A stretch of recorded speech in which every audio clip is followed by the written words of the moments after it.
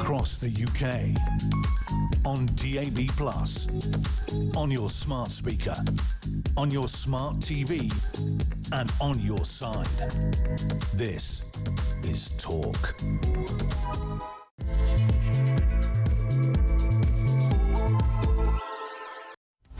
Good evening and welcome to the Political Asylum with me, Samara Gill, in for the great Kevin O'Sullivan.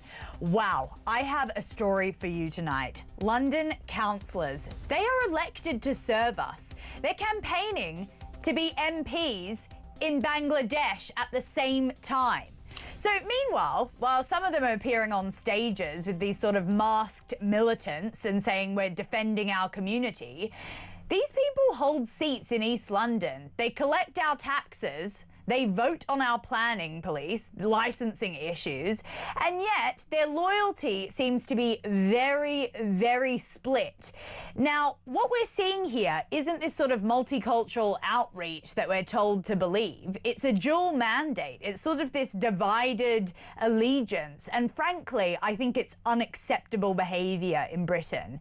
If you're elected here, your constituents should really come first, not some sort of distant nation, and not shadowy streets where sort of people are wearing balaclavas, which is what we're actually seeing for a lot of these councillors and what they're actually supporting. They're supporting a lot of these protests, such as the ones in Tower Hamlets over the weekend that were very anti-UKIP.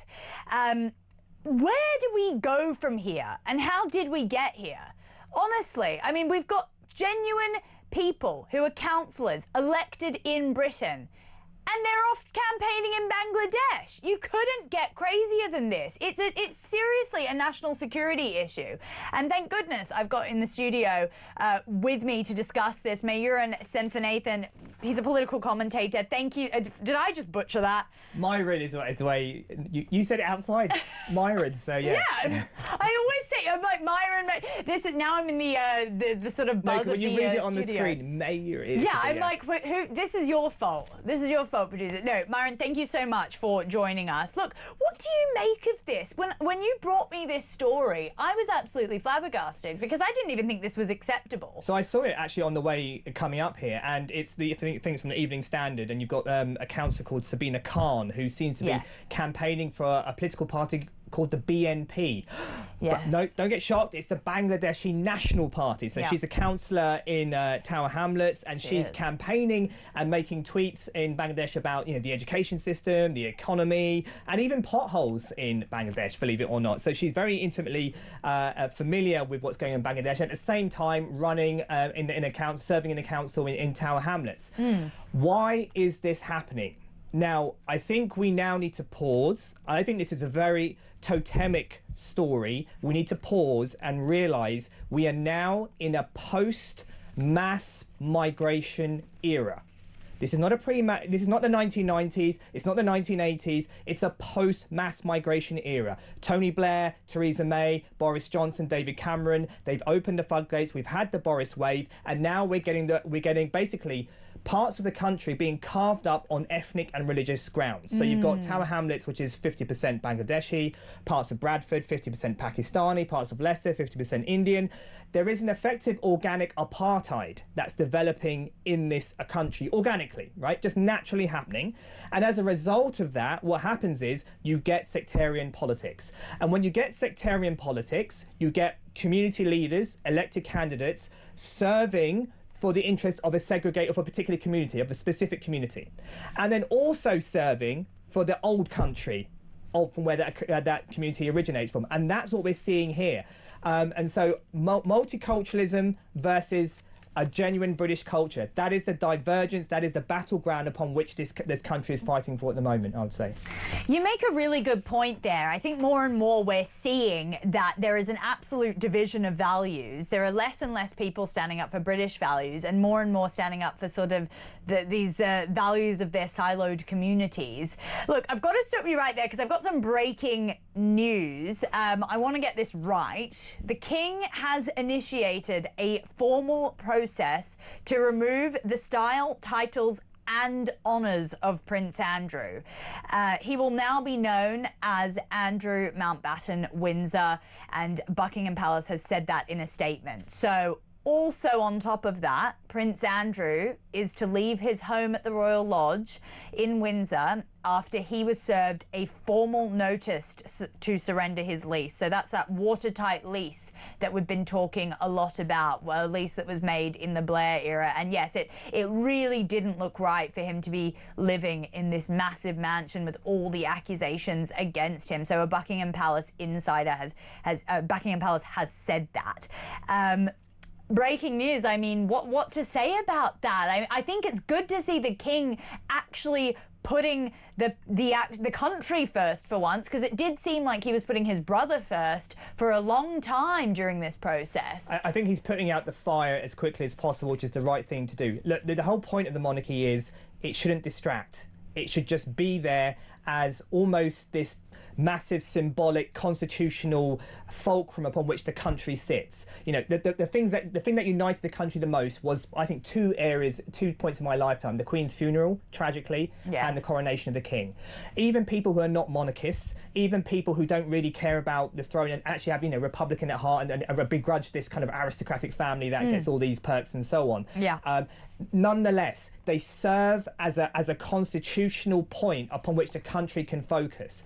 And I think the throne is all that matters. The duty of the king is to be an ambassador of the throne so that the throne can shine forth. Yes. And we can all feel united as subjects of the crown. And Prince Andrew has been a massive distraction to that. And so, you know, the crown should be up there. It should be something that we look at as a nation and with awe. You know, it's never quite been the same since the Queen died, has it? I know. Has it? The Queen was, I don't know, a once in a millennia kind of monarch who she served selflessly. She was dignified. She understood her role. She had this righteous virtue that was just pure. Yeah. And she was stoic. Yeah, and you know, my mum, obviously my parents are from Sri Lanka. They came in the 1980s. She was never thought of herself as a monarchist, but when the Queen when the Queen passed away, she was bawling it. Well, she was the nation's grandma, right? And you know, but you don't realise the intangible way in which we relate to the monarchy. And so that's why I think King Charles has done the right thing, stamp out the fire as quickly as possible. Let's get back to business. I think you're right. I do think this is about the monarchy kind of bending to the mob pressure instead of standing on their principles. When we talk about the Queen, Andrew was famously the favourite child of her, which kind of does offer me a lot of explanation as to why this type of thing wasn't done earlier. Now, there was the Virginia Giuffre book that came out just last week. I know I'm now bamboozling you with all this stuff, but we've got breaking. I just got to talk about it for a couple of minutes.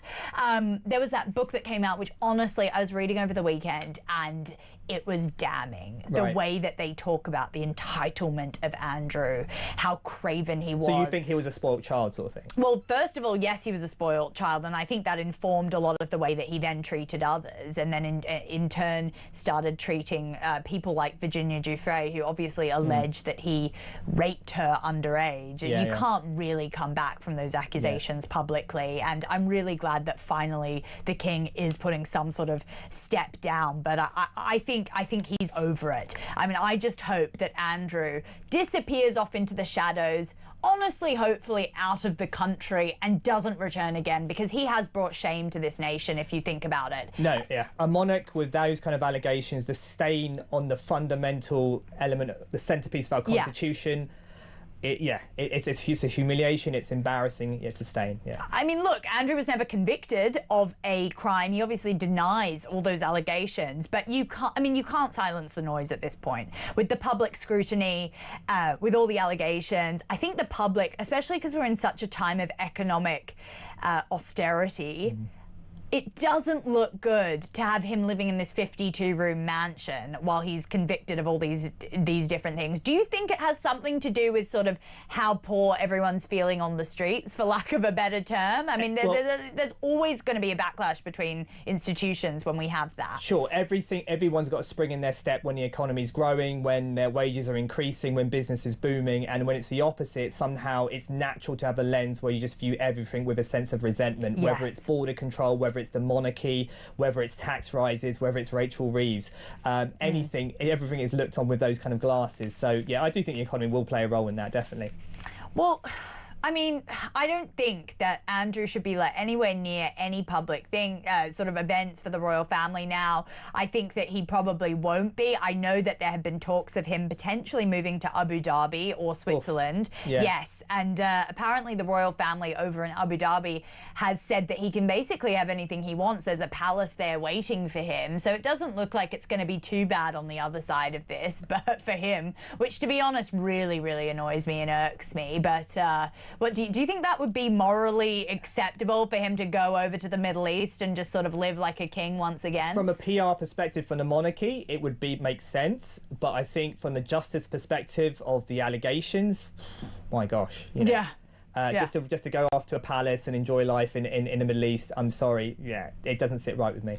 Well, look, speaking of the Middle East, speaking of Asia, I do want to get back onto these Bangladeshi councillors that are basically effectively posing as caring about their constituents here, but actually also caring about Bangladesh simultaneously. If you do want more on the Prince Andrew story, we will be going over to Kinsey Schofield at 8:30 p.m. tonight, so we will really get into this news because this is a massive deal. But look, I mean, who's one of the main people in this? It's this woman. She's called Sabina Khan, as you said. Yeah.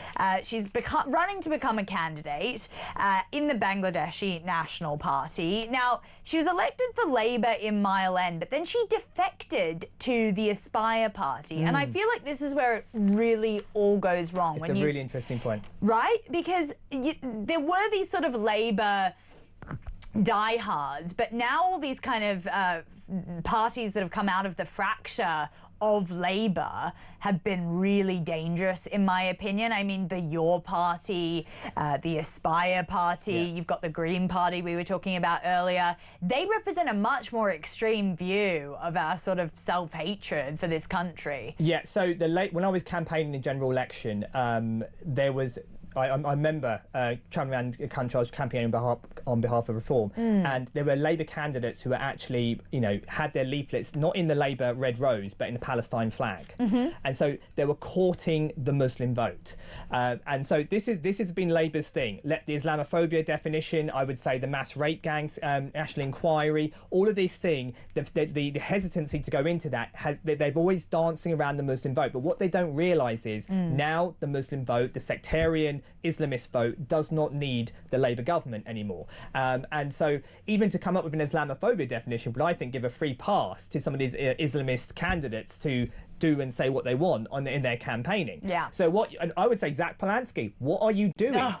Zach Polanski, what are you doing? Right, he's in some way trying to court, I believe, the Islamist Muslim vote as well. I think Mohsin Ali, I question his, let's say, loyalty to the kind of woke identity politics of trans activism and gay rights and so on. And, you know, if he wants to prove me wrong, he can prove me wrong. It doesn't help when you scream Allahu Akbar after you win your election and say, you know, God is great, but in a very sort of aggressive way. Yeah, and then you have Your Party and the Islamist MPs coming in and joining in with Jeremy Corbyn, Zara Sultana.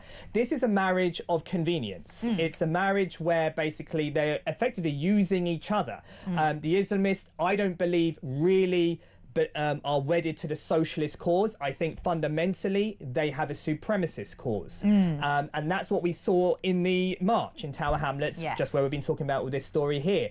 That march, balaclavas, black dresses, anti-Semitic chants, a person coming up saying we're on the same side, an anti-racist person saying we're on the same side, and one person saying no, we're not.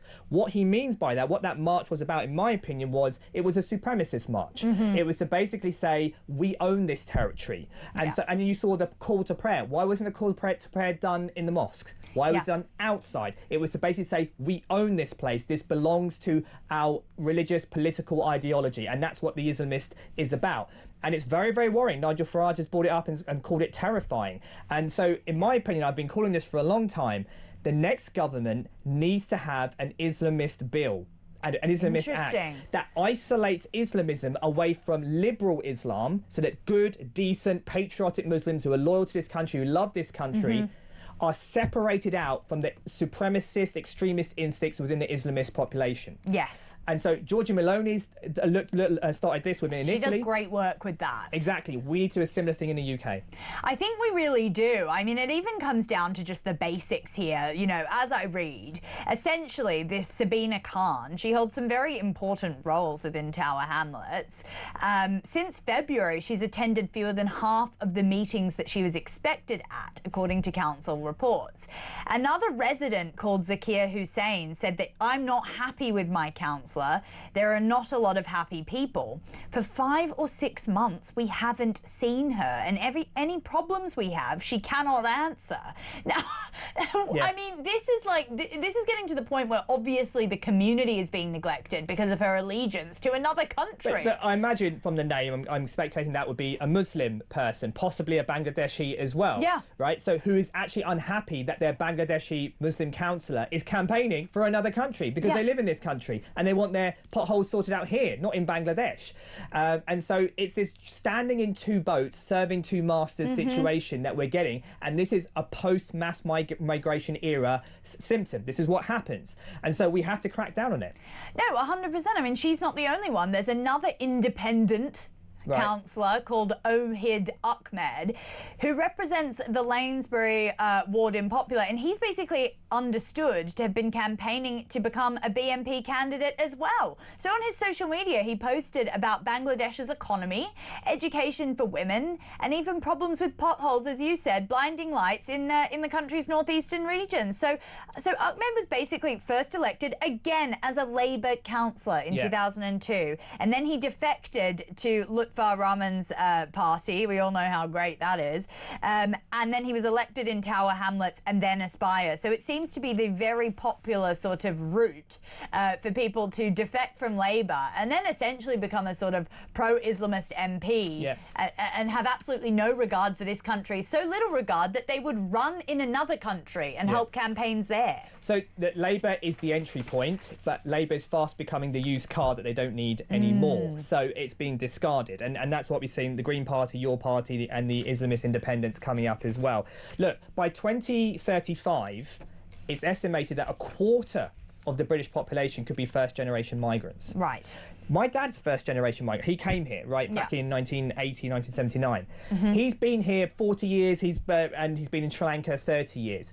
He would still class himself at heart as a Sri Lankan. Right. He has deep appreciation for this country. He loves this country for what it's done, for what it's given, what it's allowed him to do.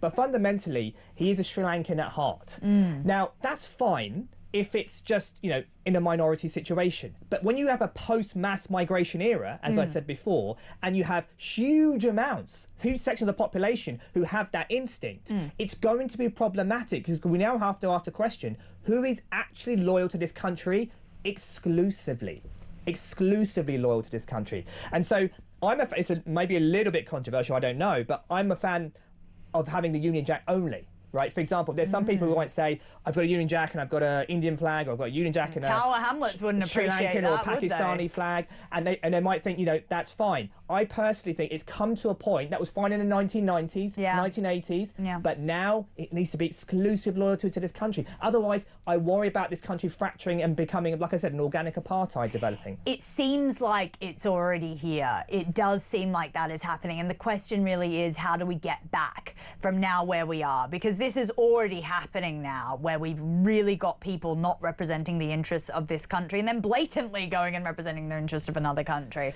Look, I mean, let's move on just now. Do you guys remember the migrant who re-entered the country after being deported under Keir Starmer's amazing one-in, one-out scheme? Well, let me just let you know that he's still in the country. We're going to discuss that and much more after these messages.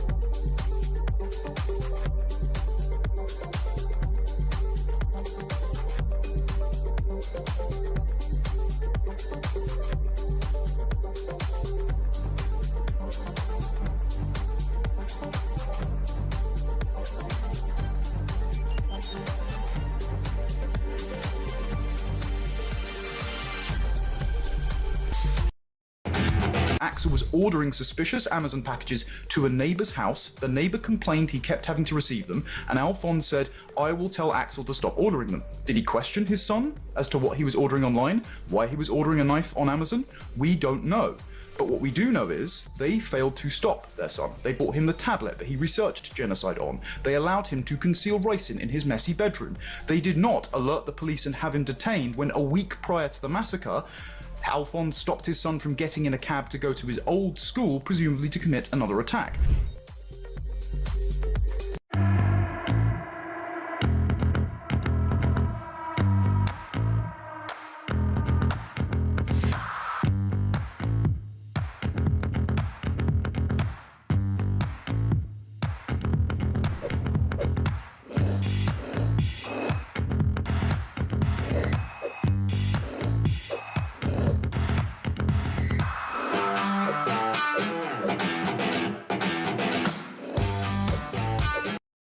Across the UK, on DAB+, on your smart speaker, on your smart TV, and on your side. This is Talk. Welcome back. Well, if you've just joined us, Prince Andrew has been kicked out of the Royal Lodge. Finally, the King has actually made some moves to say, no, Andrew, you can't live your life of luxury on the taxpayer dime. You cannot be doing that. And we are going to show that there are consequences that have to be faced for your alleged actions. So, yes, if you've just joined us, a massive historic moment for the royal family. I can't even think of a time where this has ever happened, where titles have been stripped like this, and he's basically been given notice. I mean, we didn't think that he'd be kicked out of his royal lodge, which is an absolute palace of luxury, I will tell you that much. He had an ironclad contract that was made during the Tony Blair years. I say that because Blair would have had to sign off on it for it to be still in place now. So he had a bit of a say in that, and we didn't think that he would have been kicked out, but he is. That's the thing. So that's going on now. I will be talking to Kinsey Schofield at 8:30 p.m. and we will get into the details of what the future looks like for Andrew. It doesn't look very good at all. But you know what who the future does look bright for? This Channel boat migrant. This guy, he came back in. So he got deported under the one in, one out scheme, which is really Starmer's sort of favourite thing ever. All he wants to do is talk about one in, one out, the deal struck with France. That's my terrible, terrible impression of Keir Starmer.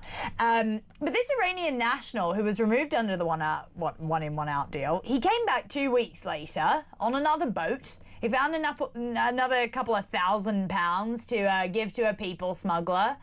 And he nipped back over the channel and into the country, and he gave the reasoning that essentially he just didn't feel safe in France. Well, last time I checked, there wasn't a war being waged in France. The only issue with France is that you only get a tent. You don't get a 4-star luxury hotel.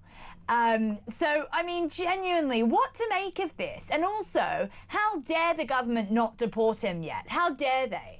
Yeah, so should we get to the real epicenter of the whole situation with the boats?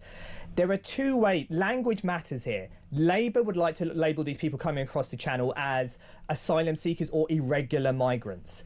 Reform, and let's say the Conservatives now at least, will label them as illegal migrants. Words matter because they lead to two different trajectories as to how you treat them. If they're asylum seekers, you follow international treaties. You believe that someone somewhere may be fleeing persecution, and we have a duty to process their claim. We have a duty because they may have a right to claim asylum. I'm using the language right to come in and claim asylum. That is the Labour stance. That is the Liberal Democrat stance. That is certainly the Green Party stance, and so on. Reform stance and the Conservative Party stance, let's say those on the right, will say they're illegal migrants, which means they've crossed multiple safe states. They're not fleeing persecution. They come from the safe country of France, which I would say is safer than most parts of London. And they are paying thousands of pounds to people smugglers as economic illegal migrants who have broken into the country. If that is the case, they are criminals. Therefore, there is no case to be heard. Therefore, it's detain and deport. There is no discussion about hearing their voice. No asylum going to be granted, no indefinite leave to be granted, and you become as hostile as you possibly can, because they are criminals. And so it's these two different trajectories that are in tension with the two different parties. But Labour are standing again in two boats, because what they do is they say, we want to stop the boats and we want to smash the gangs, but we want to hear their asylum, and they are genuine asylum seekers, and we want to make sure that they're processed properly. Yeah. I mean, the worst thing when Yvette Cooper and Shabana Mahmood come on the media round and say we are processing asylum claims at speed, I get scared. I get terrified, because it means they're going to be going to social housing and to welfare. Oh, correct, and it's just stamp and moved on. You know, they make all these really, really empty statements as well. I mean, Shabana Mahmood has said about this specific migrant who's managed to get in here a second time after being deported, that they're vowing to return him immediately. But he's still in the UK at taxpayers' expense. And then the Border Security Minister said he hasn't gone yet, but he will be removed. I mean, how vague is this? We're asking for people to simply be deported, people who have not just once, but twice broken the law and broken into this country legally, and that's still not happening. I mean, it's very simple things that the British public is asking, or a lot of the British public increasingly so, and it's not being done. I mean, should we trust the Labour government whatsoever to ever do anything about this small boats crisis? You cannot trust the Labour government because, as I said, they see them as potential asylum seekers, and secondly, they are wedded to international legislation. Because of those two things, we can never ever trust the Labour government to stop the boats. They never will stop the boats. The French Interior Minister, the previous one, openly said they are coming because of this is the land of milk and honey, incentives. Yes. The head of Calais recently also made a similar comment. It is incentives. So if it's incentives, we have to make Britain as hostile as possible. So Andrea Jenkins's plan, put them in camps. Yep. A bar of Friend soap, of the show. a bed, maybe a shower, 3 square meals, and suddenly they'll be on TikTok telling their other friends, this is a bad place, guys. Don't come over. Don't pay the thousands of pounds. We're going nowhere. So it is about detain and deport. Look, we deported that Ethiopian guy, right? Yeah, after giving him £500, agreed, I understand, but still, we deported him with no returns agreements. You're right. You are right, though. It does prove that we can deport people if we want to. Yeah, and there's a pearl clutching about deporting to Afghanistan. Germany are doing it. Afghans are going there back on holiday. Correct. Right. Yeah. Also, it's like you know, it's mostly men that are not actually in danger from the Taliban. Most of them. Yeah. You know, obviously there are people that have different beliefs, and yes, they might be in danger from the Taliban. But also, it's really not. We're full. We really don't have. We don't have space for that at this time. And just look at.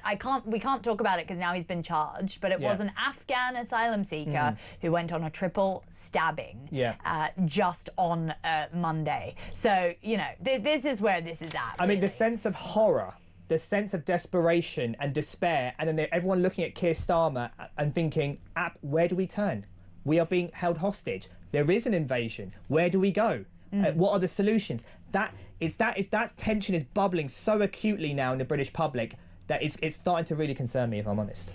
Really, really good point. Let's talk to Janice in Essex. Hi, Janice. Welcome to the show. Oh, hi, and I agree with the man that was just speaking. Put them in the barracks, lock the gates. There you go. I'd like to Got talk some about support Andy, there. please. What did you want to say about Randy Andy? Oh, well, something is Randy now, is he? The worry is, I'm shocked that the patents have been taken away from him. That is wrong, but I think this has got William written all over it, because he said, I think you're right. Want my family tainted by it. Where's he going to go? How's he going to make money? What has the king had to offer him? You know what, Janice, you raise a really, really good point. I spoke to Andrew Lowney about this just a couple nights ago. I said, look, we know that this guy is money hungry. We know that he's craven. We know that he will do anything for a bag of cash. We know that both him and Fergie. Yeah, Fergie's probably worse. She's worse. She's worse because she's racked up millions of pounds in credit card debts over the years. I mean, genuinely, half of Andrew's struggle and all his dubious friendships were actually to do with Fergie and repaying her debts. I mean, that's actually where a lot of the Epstein stuff came from, because he had to go. He couldn't ask Mummy anymore for cash. He had to go over to Uncle Epstein and ask him to pay for things. That is what. So you're right. But now that he's out on his own, Janice, you're right. No, but they've just sold that. She's just sold that £4 million townhouse. So that'll get her across a couple months, but... No, yeah, but the worry is I hope that he's put a gagging order on them, because we don't want them going out writing books. I think Andrew's out of control. I think that what all this kind of literature that's come out about him just in the past year has shown is that the man is completely out of control. And you're right, I think that a book will be shopped around and he will be airing the royal family's dirty laundry. Do you agree with that? I think this could be Prince Harry on steroids, yes, potentially. Yeah. So, yeah, we've got to put a lid. There should be some kind of non-disclosure agreement, some kind of agreement signed to just say, shut up, please. And it's worse. He's got nothing to lose now. He genuinely, he's lost everything. So who knows what that potential book will have in it. Genuinely, I am scared for the royal family, and I think that this is almost why the king wasn't sort of so quick to his judgment over this, because I think he was trying to weigh up all the different options of what Andrew could do. Yeah, you're right. Janice, completely right. Couldn't agree with you more. That's Janice in Essex. Thank you for calling in. Oh my gosh, after the break, I've got this crazy story to tell you. It's about this designer. She basically was thrown out of a hobbycraft store after questioning an employee's No Turfs, No Tories badge. She says the manager told her to read a biology textbook. Well, we'll be talking to her after these messages.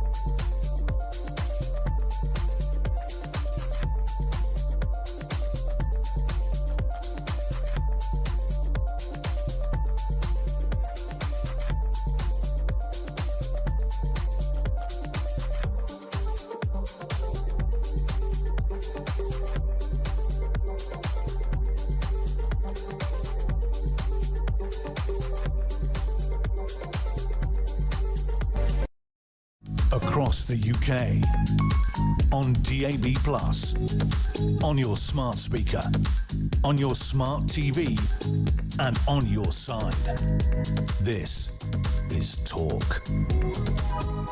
Welcome back. Well, I just want to jump straight into this absolutely insane story. Now, this woman was thrown out of the hobbycraft store that she was in after questioning a badge. Is this the Britain that we live in today? I mean, let's go straight to her. Rebecca Chapman, you are the woman at the centre of this story. Welcome to the show. What happened on that ludicrous day? As we were paying, we noticed this member of staff was wearing the badge, which appeared to be barring gender-critical people from the store, using a slur to do so. We objected to it. We were asked to leave, and ultimately it's another example of gender-critical people facing discrimination and unfair treatment.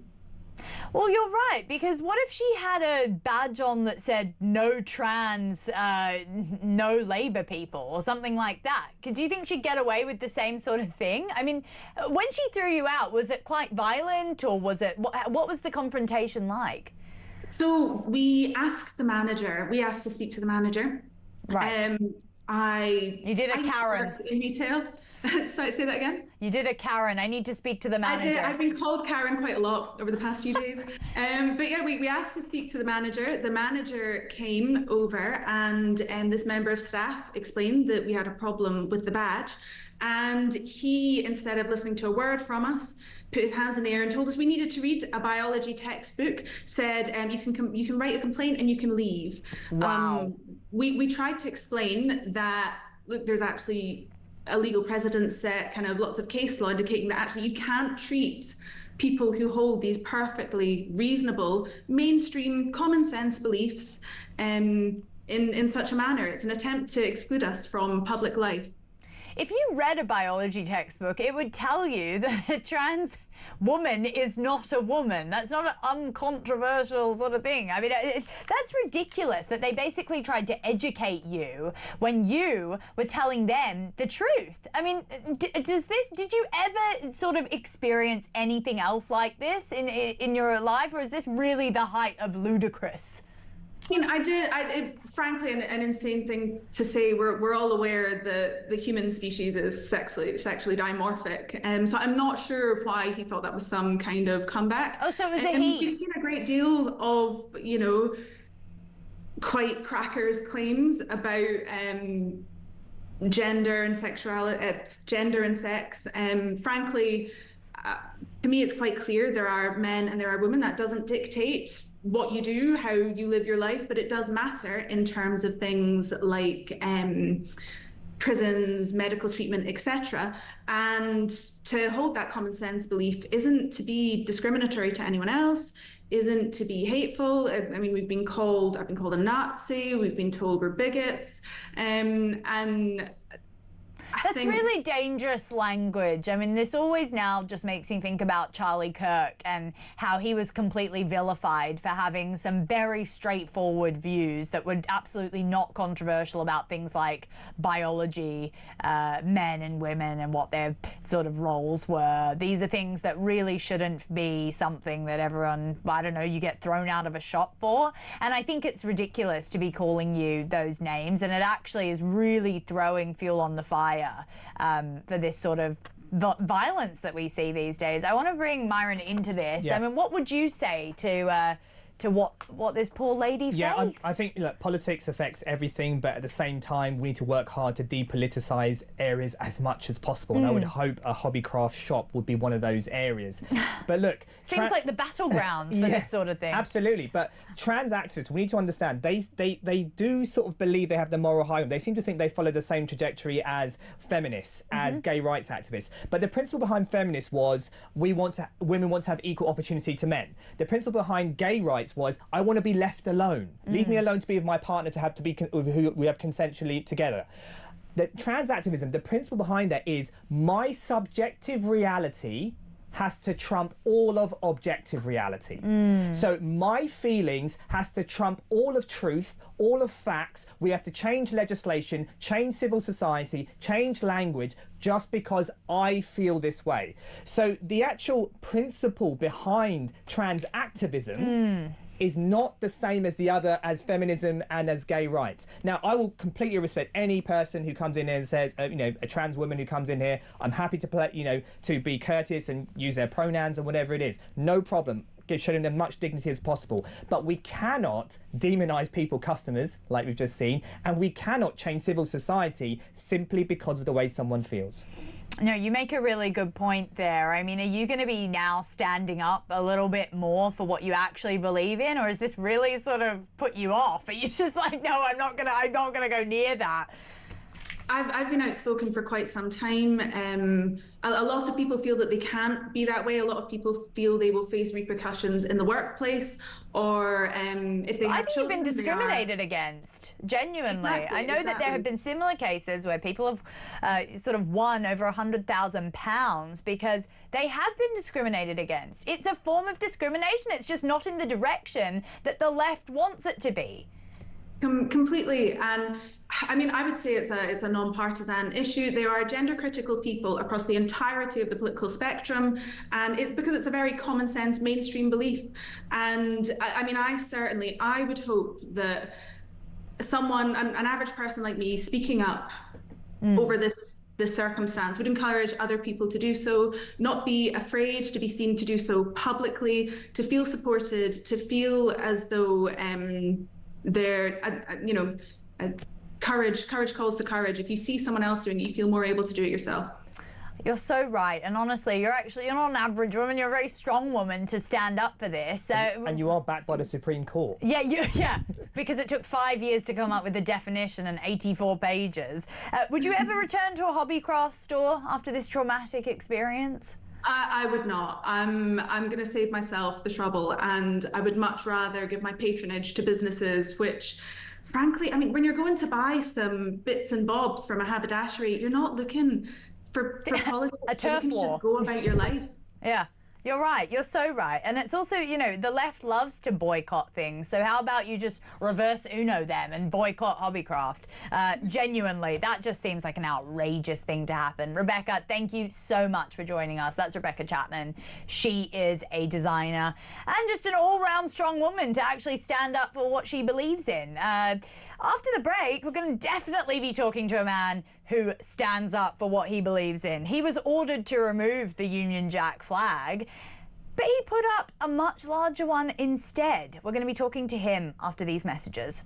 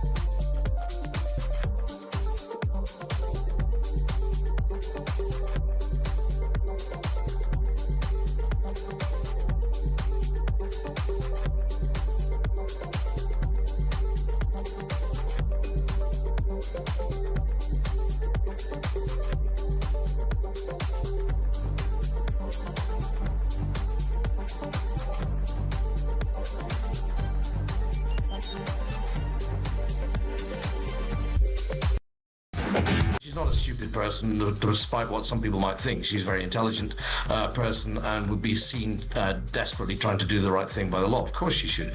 And this, I think, is a mistake, of course. But I think that it's embarrassing and difficult because it's the sort of thing when you're dealing with taxes and licensing and registration that has legs. Yep. And it's the sort of thing that investigative journalists perfectly legitimately can and will continue to look through. What are the unintended consequences? Yeah, and especially after Angela Rayner not paying her full stamp duty.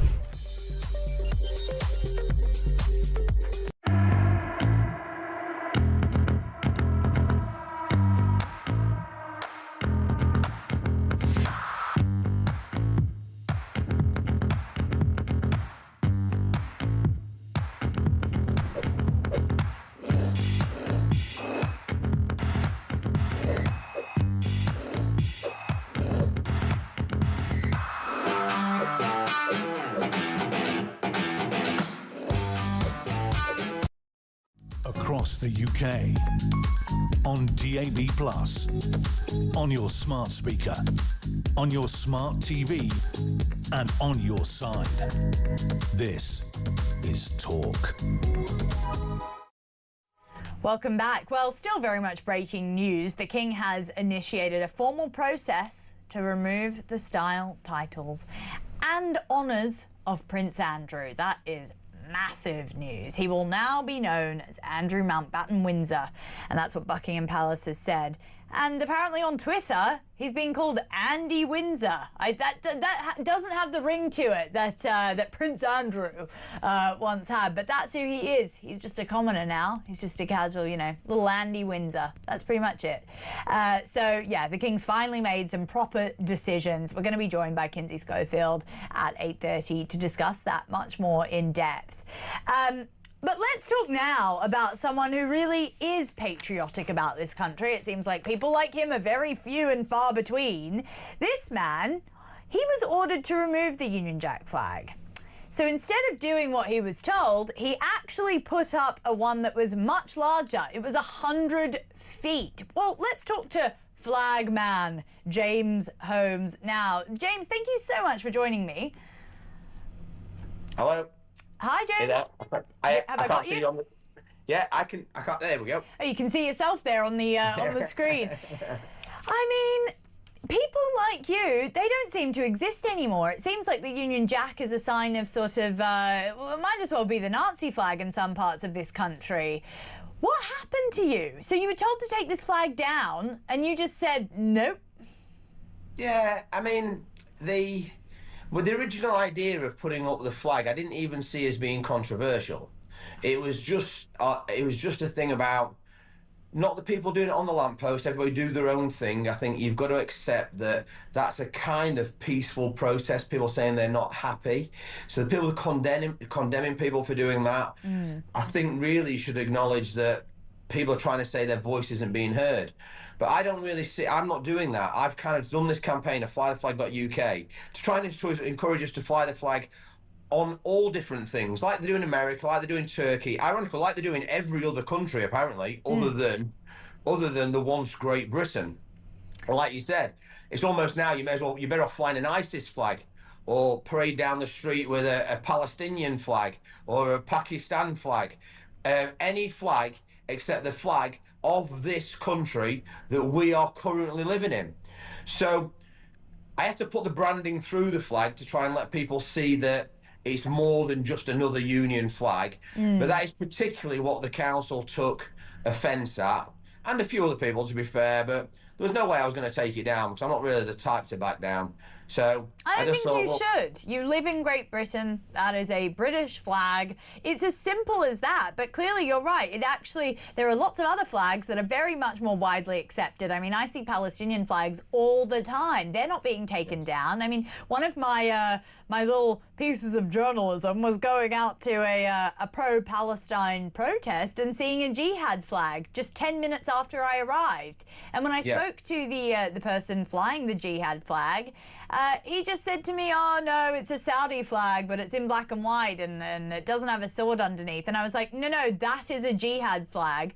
And the police presence that was around me that day didn't seem to care. But I reckon if you had been flying an English flag or a Union Jack, they probably would have been on to you straight away. I mean, we've seen that, haven't we? I think it was Newcastle, was it, or was it Edinburgh, when the police officers snatched the flag off the young girl? Yes, yep.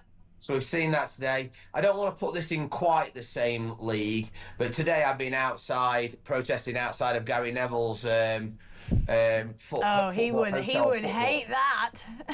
Oh yeah, so then his security came over, who was dead nice to be fair, but they're trying to kind of handle me a bit, and I said, I don't think you're going to manage that. Anyway, a few minutes later, a police officer walked over. Now, clearly he'd radioed the police officer, so I kind of said to the police, look, there's nothing you can do. Ultimately, I'm not being offensive. I don't It's mad you even got asked, honestly. You should at least even just be able to protest in this country. I thought that was still kind of a thing. Well, I mean, the first thing the police officer said to me, is this protest about immigration? I said, well, one, what difference would it make whether it is? And two, I don't need to tell you what this protest is about. Yeah, good. At least you know your rights. He was clearly trying to intimidate you. Yeah, and they were nice, don't get me wrong, but it was kind of that kind of subtle intimidation where when the council have tried to do this at Chesterfield, I've gone, well, I mean, I got a little bit lucky that Storm Amy tore the other one down, so I didn't have to kind of... But I've still left the one up on the flagpole that has got the branding through it, and obviously then I've rolled out the biggest flag in Britain now on that building. However, I nearly made a mistake because I could have made it 2 meters bigger. And now just imagine if we'd have been a little bit smaller than the Guinness Book of Records. I could have been... Oh, is that what the record is? I could have needed that extra 2 feet, but I thought maybe 100 foot is big enough. Look, this has got to cost some money. Is this costing you like a ton of cash to keep rolling out? Because I've gone to buy a flag a couple times, and they're not cheap. And that's for kind of the slightly smaller ones. How much does this cost you? So this one was £2,500 from UK printing company at Cloud and Chesterfield. So British made in Britain. Yep. I've just been and identified a site overlooking Gary Neville's building site. God, you're serious about this, James. So I'll be getting another big flag manufactured shortly, and you'll have to. I'll keep you posted about when that's going to get put up. But I'm sure he's going to be. Hey, I'm sure he's going to need to get some extra meds. You know, some tramadol or some what do you call it, propanolol, because he'll be shook, won't he? He'll be so shaken by it, you know. Oh, you're a middle-aged white man. You're sort of the biggest enemy of Gary Neville. Yeah, I mean, he can get it if he doesn't want it to happen. He can get in touch. But I've already identified the bits that are going to they're going to trigger him. Oh, no. They're going to trigger him. An English flag in England? Very, very triggering these days, honestly. James, thank you so much for joining us. Really appreciate you coming on the show, and keep fighting the good fight. Honestly, you're a true patriot. They don't make them like that. They really don't anymore. I mean, Byron, what is going on? Look, I think James is absolutely amazing. He's fantastic. Look, politicians, what they tend to do is they tend to put economics as the #1 issue in everything, and then culture takes the second place. And it's a kind of legacy of Thatcher, I think. I think, was it David Starkey who said this, that Thatcher made everything about free market economics. Yes. And so that continued into the Blair era as well. And we've carried on through Conservative governments. And now we're starting to realise culture is as important as economics, if not more so. Because if culture is lost, it's lost forever, and it takes thousands of years to build culture. And so the flag is indicative of British culture. It's, you know, when you meet someone and you feel like you really, you know, like them, you're so happy to see them, you shake their hand, you give them a big hug. That's a ritual. Yeah. And so the flag is a ritual. It's a symbol of something you feel in your heart, deep inside, and it's manifest outside. And so that's why Operation Raise the Colours, what people are doing is saying, this is my country. It's a fantastic country. It's a glorious country. I don't want to lose it. I don't want the culture to be diluted. And I think that's really what this flag and, James, what's going on is all about. It's not a diverse flag. Like Keir Starmer likes to always tweet and say, the Union Jack is a very diverse flag. It's not. It represents the history, the successes, the immensity of and the glory of this country that has been forged over generations, over centuries. So it's not a diverse flag. You know, it's not a flag that represents the globe. it represents these islands, and so that's what we should remember, I think. Keir Starmer would love a globalist flag, wouldn't he? Did you see them waving their Union Yeah. Jacks at their conference? Look, they would feel so much more comfortable waving a Palestine flag, wouldn't they? 100%. They would look more at ease. Optically, Yes. for us, it would be more at ease as well. But it was so awkward watching them just wave that Union Jacks. Like, you don't really believe in this, do you? Every press conference they do now, it seems like it could be a far-right rally because they've got a bunch of Union Jacks behind them. It's sort of very weird, their complicated relationship with the flag. They're now using it to almost like buy back votes. But sorry, too little too late, Labour. Labour are split in so many directions. They want to be the Green Party, but they know they have to be more like Reform. So they're kind of like standing and serving in two masters at the same time. That's the problem. After the break, Darren Grimes. I know he's all your favourite, so do stay tuned for that.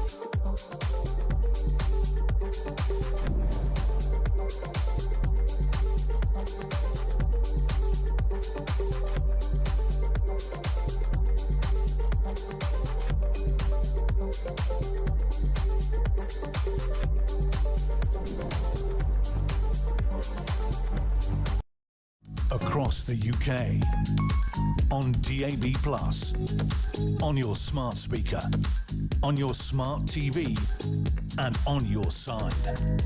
This is Talk.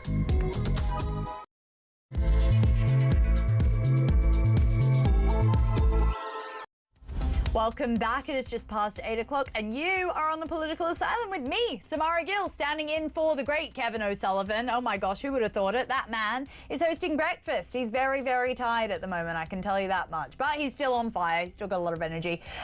Speaking of someone who's got a lot of energy, Darren Grimes, honestly, one of my favourite people from afar. Darren, it's great to have you on the show. Oh, thank you for having me. Look, I mean, I've got a lot of stories to get into, but we have to get into this breaking news about Prince Andrew. So basically, the King has initiated a formal process to remove his titles. I actually didn't think it'd happen. I genuinely didn't, because I thought that Prince Andrew was too much of a liability for the royal family. But they've come out just genuinely about an hour ago and said that he will now be known as Andrew Mountbatten Windsor.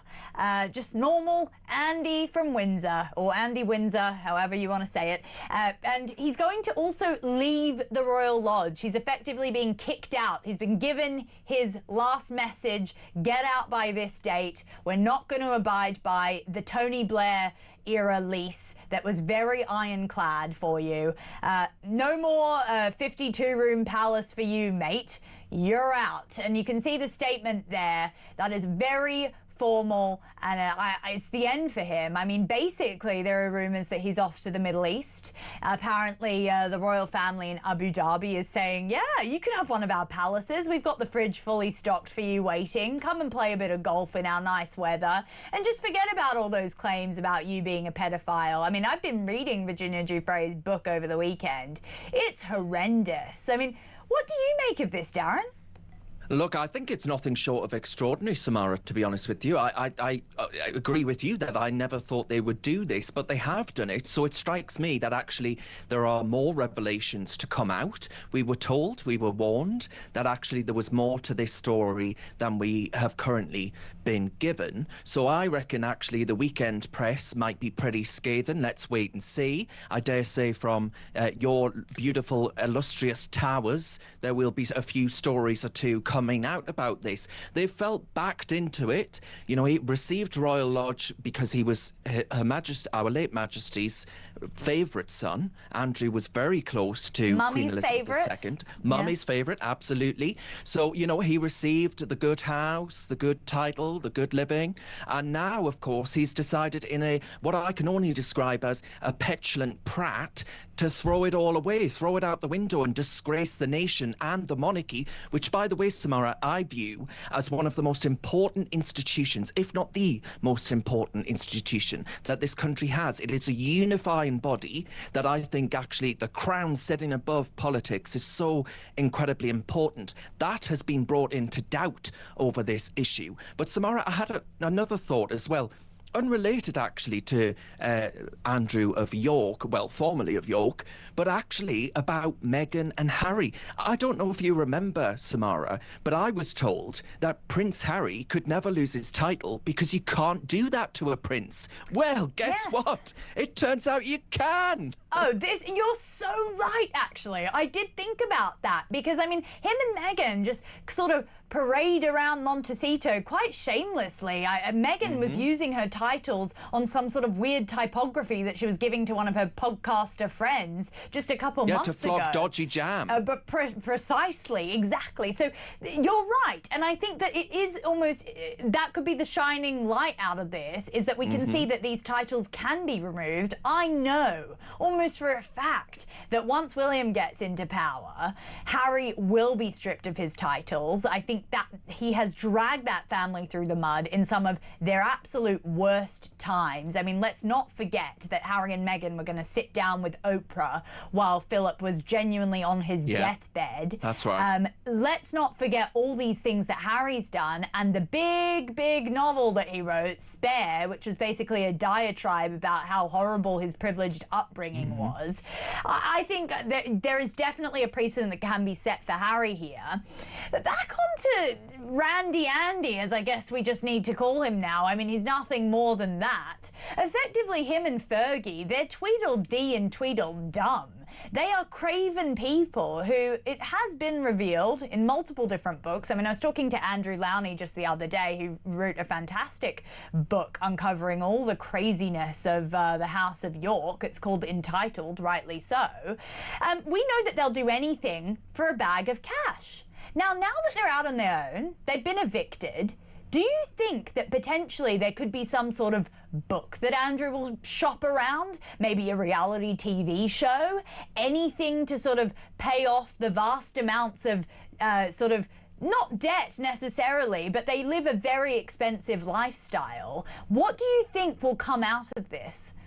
I hope not. I hope not to see the sort of tactics of the Sussexes utilised here. I know you are right. You know, there have been dodgy dealings in the past. I mean, stories have come out about dodgy dealings with the Chinese as well, and we know what a dreadful situation that's got the Western world into, not just in Britain, but, you know, Australia, New Zealand, other Western democracies which have been infiltrated by the Chinese. And he was prancing around like the supreme prat of the palace, introducing them to X, Y, and Z. You know, this was someone who was guilty of subterfuge. We're actually trying to infiltrate the British state, and Andrew waltzed him in like he was, I don't know, something out of Hollywood. It was obscene, like a dignitary from our own state. So ultimately, yeah, Andrew has made a lot of a mess. around this, and he deserves to lose his title. Of that, I don't doubt. But I hope, Samara, I hope that actually he looks back to the man that we once knew, the man that fought gallantly by all records in the Falklands War, yes. right? He looks back to that past and that track record, and he says we cannot bring down the monarchy. We cannot damage it more than it already has been under my watch. And he doesn't do that kind of sycophantic sort of rush to write something to get on the pages of OK magazine and all the rest of it. I really hope he thinks twice before doing anything quite so reckless. I don't think he's as good a man as you are, Darren. Genuinely, I don't think he is. I think that now that he's got absolutely nothing to lose, who knows? He could be an absolute live wire for the royal family. I mean, I know that they want him to disappear off into the shadows, and I do agree with you. You know, he's got just some sort of nice things about his past that we can say, you know, maybe go back to that. Because I do agree with you, when he was fighting in the Falklands War, when he was defending this country, that was when he was at his best. It was really after that that it completely went very pear-shaped for him. And, you know, his marriage to Fergie, constantly paying off her debts, having to get Epstein involved, obviously all the scandals then attached to that, and him having an ever-wondering eye. Let's just hope, for the royal family's sake, for the country's sake, that yes, he does just go off and we never hear from him again. But I don't think this is the last we will hear from him. And as you say, Darren, I mean, I think there are more scandals to come out too. So there you go. That's where we're at right now with the monarchy. Oh my God, I feel like since the Queen died, it's never quite been the same. The country's never quite been the same, to be quite frank. That's so true. So true. I can really put it down in the timeline. Let's talk just quickly about Rachel Reeves. It seems like she's been exonerated effectively from this scandal. When I sort of announced the breaking news last night, I thought, okay, maybe this will be one to topple her. Maybe we'll be able to do this. You know, she made it past the reshuffle. She can't make it past a scandal like this, not after what happened with Angela. But it does seem like it was slightly a non-story. She's obviously now put the blame on her leasing agents, I'm pretty sure. I mean, is Rachel just going to slip through the cracks again? No, you're right. She has released a tranche of emails to the Prime Minister's office, actually putting the blame on the letting agent and saying that they were notified that they needed to do this. They said they would, and they didn't do it. But, you know, I've also read reports actually arguing that 15 months ago, they were told that they needed to do this, and then, you know, the onus has to ultimately be on the owner. I would go to the heart of the issue here. I think why people are so animated about these stories is because Rachel Reeves is the supreme dealer of red tape, of bureaucracy, of tax rises on the working people of this country. And, you know, she's actually making a profit out of the fact that she gets to live on Downing Street, whilst actually raking in a good income by being a landlord. Now, there are plenty of people, pubs, hospitality, all these other things which are collapsing at a rate of knots. They're going down faster than members of the royal family under actually the tax burden, while she lives it up and rents out a house in the swanky Dulwich area and forgets a selective license and says, oops. Well, the rest of the nation, Samara, if they do that, they go under. This is the economy that Rachel Reeves is presiding over and creating. You can't just brush this off like it's some form of dandruff.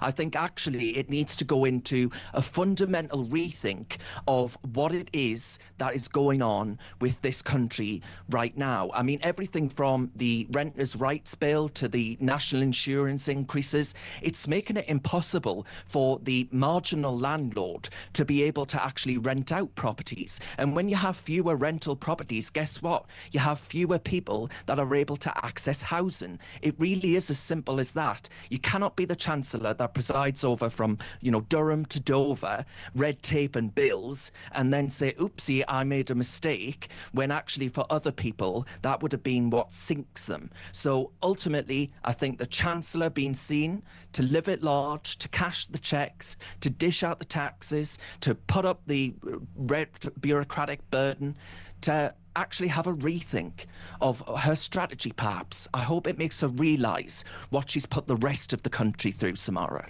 You make such a good point, Darren. Honestly, it is the flagrant hypocrisy of the Labour Party that is enraging the people of this country so much. I mean, just think about it. Tulip Sadiq, who is the anti-corruption minister, embroiled in a corruption scandal. You've got Louise Haigh, who was the transport secretary. She was involved in another scandal that then ended her. We obviously had Angela Rayner, the housing minister, not paying her stamp duty. That is hypocrisy if I ever saw it. And then we also think about the homelessness minister that evicted a bunch of people and had them out on their backside because she wanted to raise rents. I mean, genuinely, you couldn't make this stuff up. It's comical. And Rachel is not a friend of the working class. She really isn't.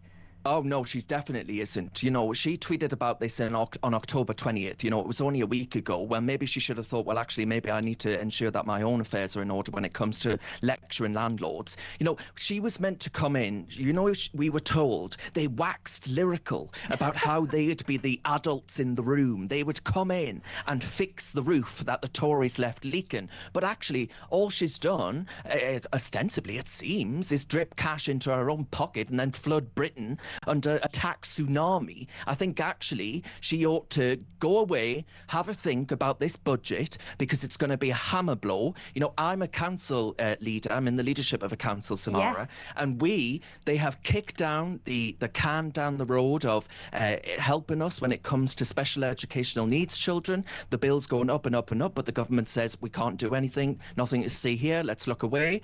And home to school transport, it's bankrupting local authorities up and down the country. So actually, if you can play dodge the licence, I think you can actually play Chancellor of the Exchequer for a change. That might actually work out well for the rest of us struggling in this country. Don't know about you, but I get a shock every time I open my energy bill. Imagine if you're someone on the breadline, right, who's struggling to make ends meet every single month. Life is getting harder and harder and harder, more expensive every single month, and they sit here and do this, focus on this. It's a cruel charade, and I think the hypocrisy is frankly thicker than a Geordie fog. I really, really do. No, you're right. I mean, her policies and her sort of taxes are if we were in some sort of time of great prosperity as a country, but we're in a massive time of austerity. Yeah, and even Tony Blair says so. Yeah, exactly, which says a lot, because we all know that he's not short for cash these days. So if he's even feeling the punch on his on his pocket purse, that means that it's really bad. I mean, the budget's coming up. They haven't denied that they're going to raise taxes. Do you think that Rachel will be able to make it past this budget? Will she just say it and then do you think she's gone? Or do you think that she will continue to destroy this country economically? You know, Samara, I've just seen an opinion poll in which the Green Party of the man who, you know, said he could do hypnosis and make a lady's breasts larger through Zach the, Polanski, you know, some form of telepathy. Yes, indeed. Well, he is actually polling above the Labour Party in a poll that has just been released. That's absolutely extraordinary. That will be leading to a great deal of panic on the Labour benches. Apparently, the Greens are predicted to actually remove Starmer from his own seat were there to be a general election tomorrow. This is extraordinary. Now, I've got a lot of misgivings about the Green Party, but what this means for Labour is that come the local elections, if indeed Labour allow them to go ahead, that is, the anti-democratic charlatans that they are, in May next year, if the Labour Party, as they are predicted to, suffer a mass amount of casualties as far as local authorities are concerned, I think you'll start to see both Reeves and Starmer, they topple them. I do actually think that the Labour Party, with their massive majority, will turn. And socialists don't do this very often. You know, they're comrades in arms and all the other things. But times are so utterly dire for them. I see the writing on the wall. Very interesting. I mean, in regards to Zach Polanski, I mean, maybe if he can enlarge women's breasts, he could grow the economy too. Maybe that's how maybe that's how the voter base is thinking. Like, it's ludicrous. It shows how desperate the left is for someone that vaguely speaks their language. Because you're right. I mean, Labour is absolutely trying to please everybody, but in effect pleasing no one. Because even these marches that I keep going on, I keep reporting from, you know, the pro-Palestine marches, marches. I want to see the crazies out there on the street. I speak to every single one of them, and they all hate Starmer and Reeves. They want them out too. So it does show me that this division could be really, really dangerous for this type of left-leaning movement that we do see within the country. I do think dark days are ahead, and it shows how craven they are to actually not remove Rachel over this, to sort of show the emails and say, oh, she's done nothing wrong. Yeah, she couldn't spare a 900 quid for her license, but you know what? It's just Rachel. It's not like she's done anything else wrong. It's not like she's just destroyed our entire country's economy or anything. Yeah, I mean, it's just, I can't not think of her without thinking of her just crying behind the dispatch box with Starmer there, and the optics of that, and also and I want to know about what effect this might have had on the economy. Just her she's constantly kind of being plunged into scandal after scandal. Yeah. It's not going to be good for our global stock exchange or anything like that. I mean, do you think Labour's got a good 4 years in them? I know Reform is a little bit positive about a potential maybe election in 2 years. No, I actually think that the economy will, and I don't say this with any form of, I don't want this to happen, I take no pleasure in it, but I actually predict that there will be an economic crash, and that actually the Labour Party will start to fall apart and panic from that. Maybe we'll end up with defections to other parties as Labour does just continue to fall apart. It's the house of hypocrisy. You know, we talk about all these things. Let's not forget they came into office, there was all the clothing scams where they were getting Lord Dally to buy them these designer clothes. There's the copy and pasting of books. There's the CV porkies.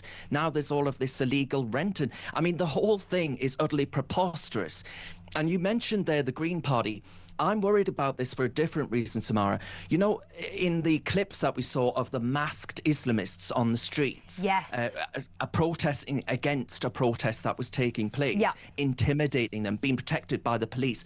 Actually, I saw them say there was stand-up to racism, that hard left outfit, turned to these men in their masks and said, we're on your side. They turned round and said, no, we're not. I think the left is going to eat itself. They've got into bed with some of the most obnoxious, scary elements that we've ever seen in British politics, and I think it's going to end very poorly for them. I really, really do. If they split, it's more votes for Reform, and I just hope and pray that we don't end up with a Caerphilly-type election where the left managed to tactically vote for Plaid Cymru, who aren't nationalists, they're actually globalists, and actually it comes together to back Reform UK as, I think, this country's last great hope.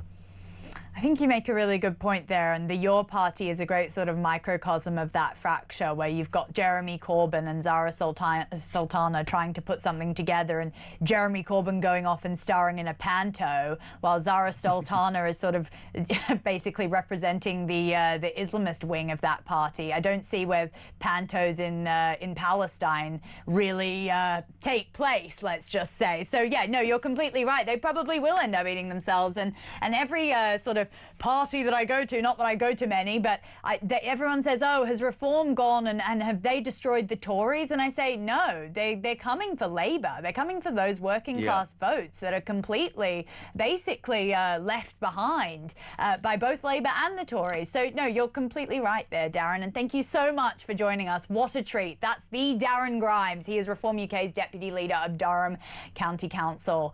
That was, oh my goodness. I mean, you're right. I feel almost enlightened right now about what is going on in the state of this great country. You genuinely, oh gosh, maybe Reform will come in 2029 or earlier than that, as the IMF is kind of predicting. Thank you, Darren. Thank you. Really, really appreciate it. Well, let's go to break, because after the break, I'm going to be talking to a former prisoner, actually. Samara, get the words out. 5 more prisoners have accidentally been released. Hadush Kaputu was not a lone wolf. He really wasn't. We'll talk to a former prisoner about that after these messages.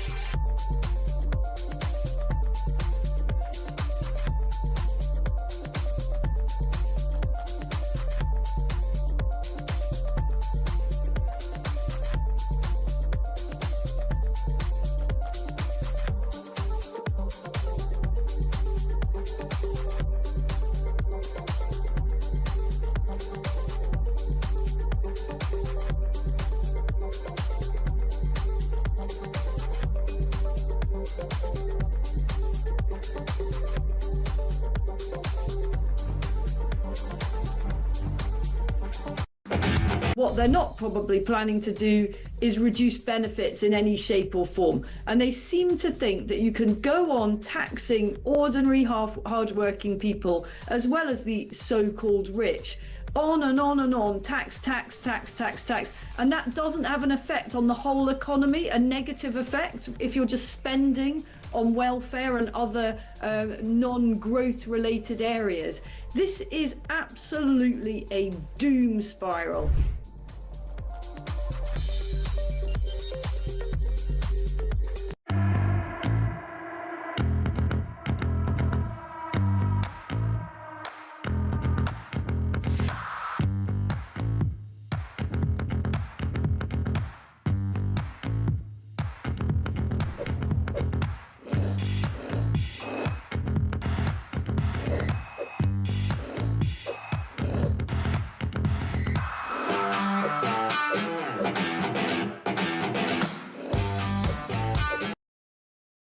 Across the UK, on DAB+, on your smart speaker, on your smart TV, and on your side. This is Talk. Great British Energy. Do you guys remember that little Ed Miliband startup that never really caught any sort of wind, so to speak? It really, really is hilarious when you think about that being Labour's policy. I mean, we haven't heard about Great British Energy, have we? I mean, all we've been hearing about is energy company CEOs coming out saying if gas prices still went to zero, energy prices and cost of electricity would still go up. Yeah. Everyone is coming out. Bill Gates is coming out, basically saying net zero. Oh, we love Bill, don't we? Yeah, Bill's always got the right idea. Tony Blair's coming. Miliband, even Keir Starmer, I think he's moving the date to 2030 to later on, so he's kicking the can down. Net zero drawing to a close. Please, God. Thank you for supporting. Yeah, I agree. Totally put an axe to that. Let's talk about prisoners being accidentally released. I mean, I'm sure all of you were shocked to hear that freak show that was the release of Kabuto was to an end yesterday. It kind of ended with him doing some very strange interview with Sky News. When Sky News, they did obviously, when they found him, they did the interview with him. They didn't ask much about the arguments against him with the trial. But anyway, he wasn't the only one. There were 5 more prisoners that were actually released. Now, let's talk to someone who knows about prisons from anyone else. It's David Shipley. He's a former prisoner. David, welcome. I mean, what do you make of this? Me on the inside, was there this level of incompetence? Was it on show? What I wasn't before I went to prison was like how chaotic and disorganised the system is. I sort of assumed it would be a system of order and rules and structure, and it's completely chaotic. Even when I was in Wadsworth, they would lose prisoners in parts of the prison. Really? Yeah, they would lose counts of people. They would release people by mistake. They would release the wrong guy named Khan. They'd release the prisoners. They release people early. They release people late. This has been a problem with prisons for a long time. It's gotten much worse. If you look at the stats, so years ago, maybe 1 person a week was being released. Absolutely shocking. I mean, what can we do about this? It doesn't look like even these 5 that were released have been tracked down in the same way that the highly controversial Hadush Kabutu has been. So would you just say these people are now just roaming freely? And I agree with you about the name mix-up. Now, Mohammed is obviously the most popular name in the world currently, so clearly that would actually really be a clerical error that needs to be overseen. Are these people still roaming the streets free? Like, it really scares me. Yeah, well, the MOJ don't publish data on what kinds of offences people are released early for, whether it's violent offences, sexual offences, and they don't publish data on how many of them are still at large. So I've put some freedom of information requests in to try and get that, because we just don't know. And obviously, Hadush Kabutu is, because he was so high profile, we all knew about it. The other 261 that got released last year, we don't have any clue on, right? So this is, I think, genuinely a concern. David, while you were in prison, did you wish to be accidentally released? Were there sort of these fantasies about, you know, getting a tap on the shoulder one day and just sort of slipping out? Yeah, I think particularly at the beginning, we sort of people do, you know, you do imagine these sorts of things. Although I think there were a few occasions when I was in Wandsworth where people got released by mistake and they just got their discharge grant in cash and went to the nearest pub because they sort of knew they'd get taken back, and they went right. So it does happen where they get rounded back in. Yeah. So generally speaking, yes. You know, if you get released, they'll realise their mistake relatively quickly and go to look for you. But if you walk off and get on a train, as Hadush Kabatu did, then clearly, as we've seen, and if you're quite unlucky, you could be at large for some time. So I think a lot of you will probably eventually get caught. You know, it's a relatively small country, but we just don't know who's getting out early and for what reasons, which is the concern. Myron, I want to bring you in on this. I mean, do you think that 260 number, if I'm not mistaken, that actually has doubled under Labour, and I know that David Lammy's neck has been on the chopping block for this Hadush Kabatu basically absolute mess up. What would you say to this? Do you think we need total reform from the top down? I mean, the immediate thing you can do is just deport foreign criminals. I mean, they make up about 12% of the prison population, about 10,000 odd prisoners. You could just that would immediately free up space. Look, I think from what I've just heard just now, it just sounds like the NHS, the A&E department. Huge amounts of chaos. I think they're running at 135% capacity. So that already tells you that as soon as they're desperate to release prisoners so they can get another prisoner in to make the space, like in the NHS, you're trying to get the bed space. It's the same kind of principle that's operating. It's the same old thing, I'm afraid. You're going to need some kind of, if you're not going to prepare to make Nightingale-type prisons in a few days, you know. Yeah. I mean, look. Which is what Reform is proposing, isn't it? Yeah, I think this sort of thing needs to happen. What COVID showed us is you can lock down a nation. Remember there's the secret email that got sent off to the Taliban, and so he smuggled in 27,000 people undercover without the media knowing. The state is capable of doing amazing, phenomenal things at short notice. And the prison situation is a national emergency. The border crisis is a national emergency. It's time we start exercising those powers and just thinking out of the box and taking real radical measures. Yeah, I agree. I think that when you think about at the HMP Chelmsford, where obviously Hadush Kabatu is being held, apparently the average sort of experience of anyone working there was less than 2 years, which shows you that the prison system is really at breaking point. I mean, was there any glimmer of hope while you were in there to say that, okay, this system's working, you know, they're working on reforms for the people in there, you know, they're not just letting people out, or was it really, really shambolic during your time on the inside? Yeah, and I think what's really disappointing and concerning about the prison system is it's in theory should be protecting the public, rehabilitating people, and you know, and also sort of punishing. And it doesn't really do any of those things particularly well. You know, if we really wanted to punish people, we'd get them breaking rocks and doing hard labour. Instead, we just lock people in cells for 22 hours a day. It doesn't really keep the public safe because we release people pretty quickly, and because we've done nothing to reduce their chances of reoffending and often got them addicted to more drugs, they go and do more crime. And we're not doing any rehabilitation because the system's so broken. So it's just bad across the board. And I think the NHS comparison is quite apt, actually, because it's this big, lumbering, chaotic, not very well run, very expensive system. You know, it costs £55,000 a year per prison space, which is a crazy amount of money. And it's hugely wasteful. So I think the whole system is bad, but the big problem really with the prison service is the management. The middle and senior management of the whole prison service are, in aggregate, really bad, very, very poor at taking responsibility, very quick to point the blame elsewhere, and very unreflective and unwilling to accept their own weaknesses.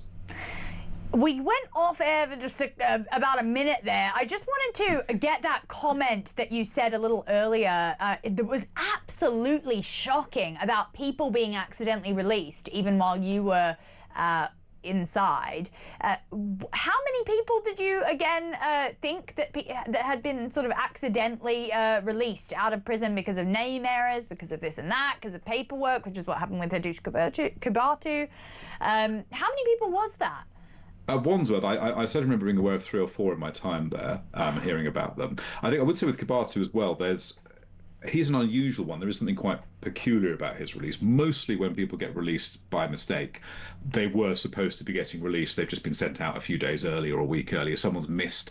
There's an extra sentence on their record or something like that. Right. Kabatu had a transfer papers. So he was being transferred. He had no release paperwork at all that had been generated. And he walked, I understand, into the reception at Chelmsford with his transfer paperwork and was somehow released within an hour or so.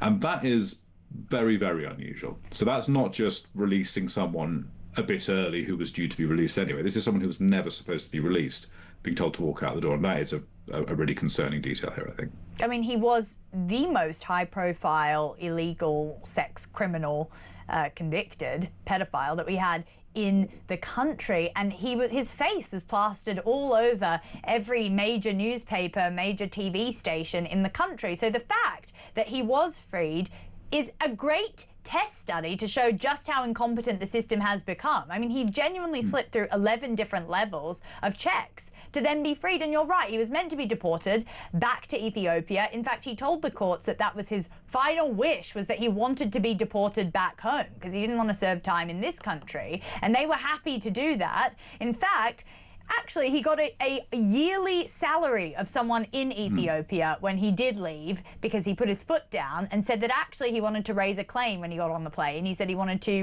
refute any of the claims, and he wanted to claim asylum again and go through all the paperwork. And they effectively had to bribe him off and say, hey, no, this is what's going on. You're getting on the plane and you'll take this £500 of taxpayers' cash and you'll get out of here. But it sets a very dangerous precedent, don't you think? Yeah, I mean, it's, you know, in theory it's cheap, but actually, if we think about what's happened to Hajj Kabatu, he arrived here in July. He spent a week walking around Epping, sexually assaulting a schoolgirl and some young women. You know, he was then arrested. He spent a few months in prison. He then got released again and went wandering around London for a couple of days. And now we've paid him £500 and given him a free flight home. It's hard. He doesn't seem to have really faced any meaningful consequences for his crimes, which are horrendous. You know, that just for a 14-year-old girl to be sexually assaulted on the high street. Her life is ruined, David. Disgusting. Yeah, it really is. You're right. I mean, you're a British citizen. Did you get offered £500 when you got out of prison? No, I got, I think, a £42 something discharge grant, which at the time. So, but now it's £89. Yes, he got that too. Actually, he got that amount. I think that's where he got the money for his avocado tote bag that has now become infamous because he was. Well, no, I understand he actually had quite a bit of money when he was arrested, which is an interesting detail. So, which they gave back to him. So it wasn't that they gave him £90. It was that he had quite a bit of cash when he was originally arrested. Where that came from, we don't know. Yeah, well, who knows? He had enough cash to get across the channel illegally. We know that much. So, honestly, David, thank you so much. You offer such a great insight into what it's really like in the disorganised prison system of this country. That's David Shipley. He's a former prisoner and a great speaker on this sort of thing. I mean, it really is at breaking point. And if this Hajj Kabatu case and these 5 others just this week don't show that we really need reform in the prison system, then I don't know what will. After the break, we're going to be talking all Prince Andrew. This is the story of the day. This is the story on all the different... I'm looking at all the different screens now. It's Prince Andrew. We're going to be talking about that with the great Kinsey Schofield after these messages.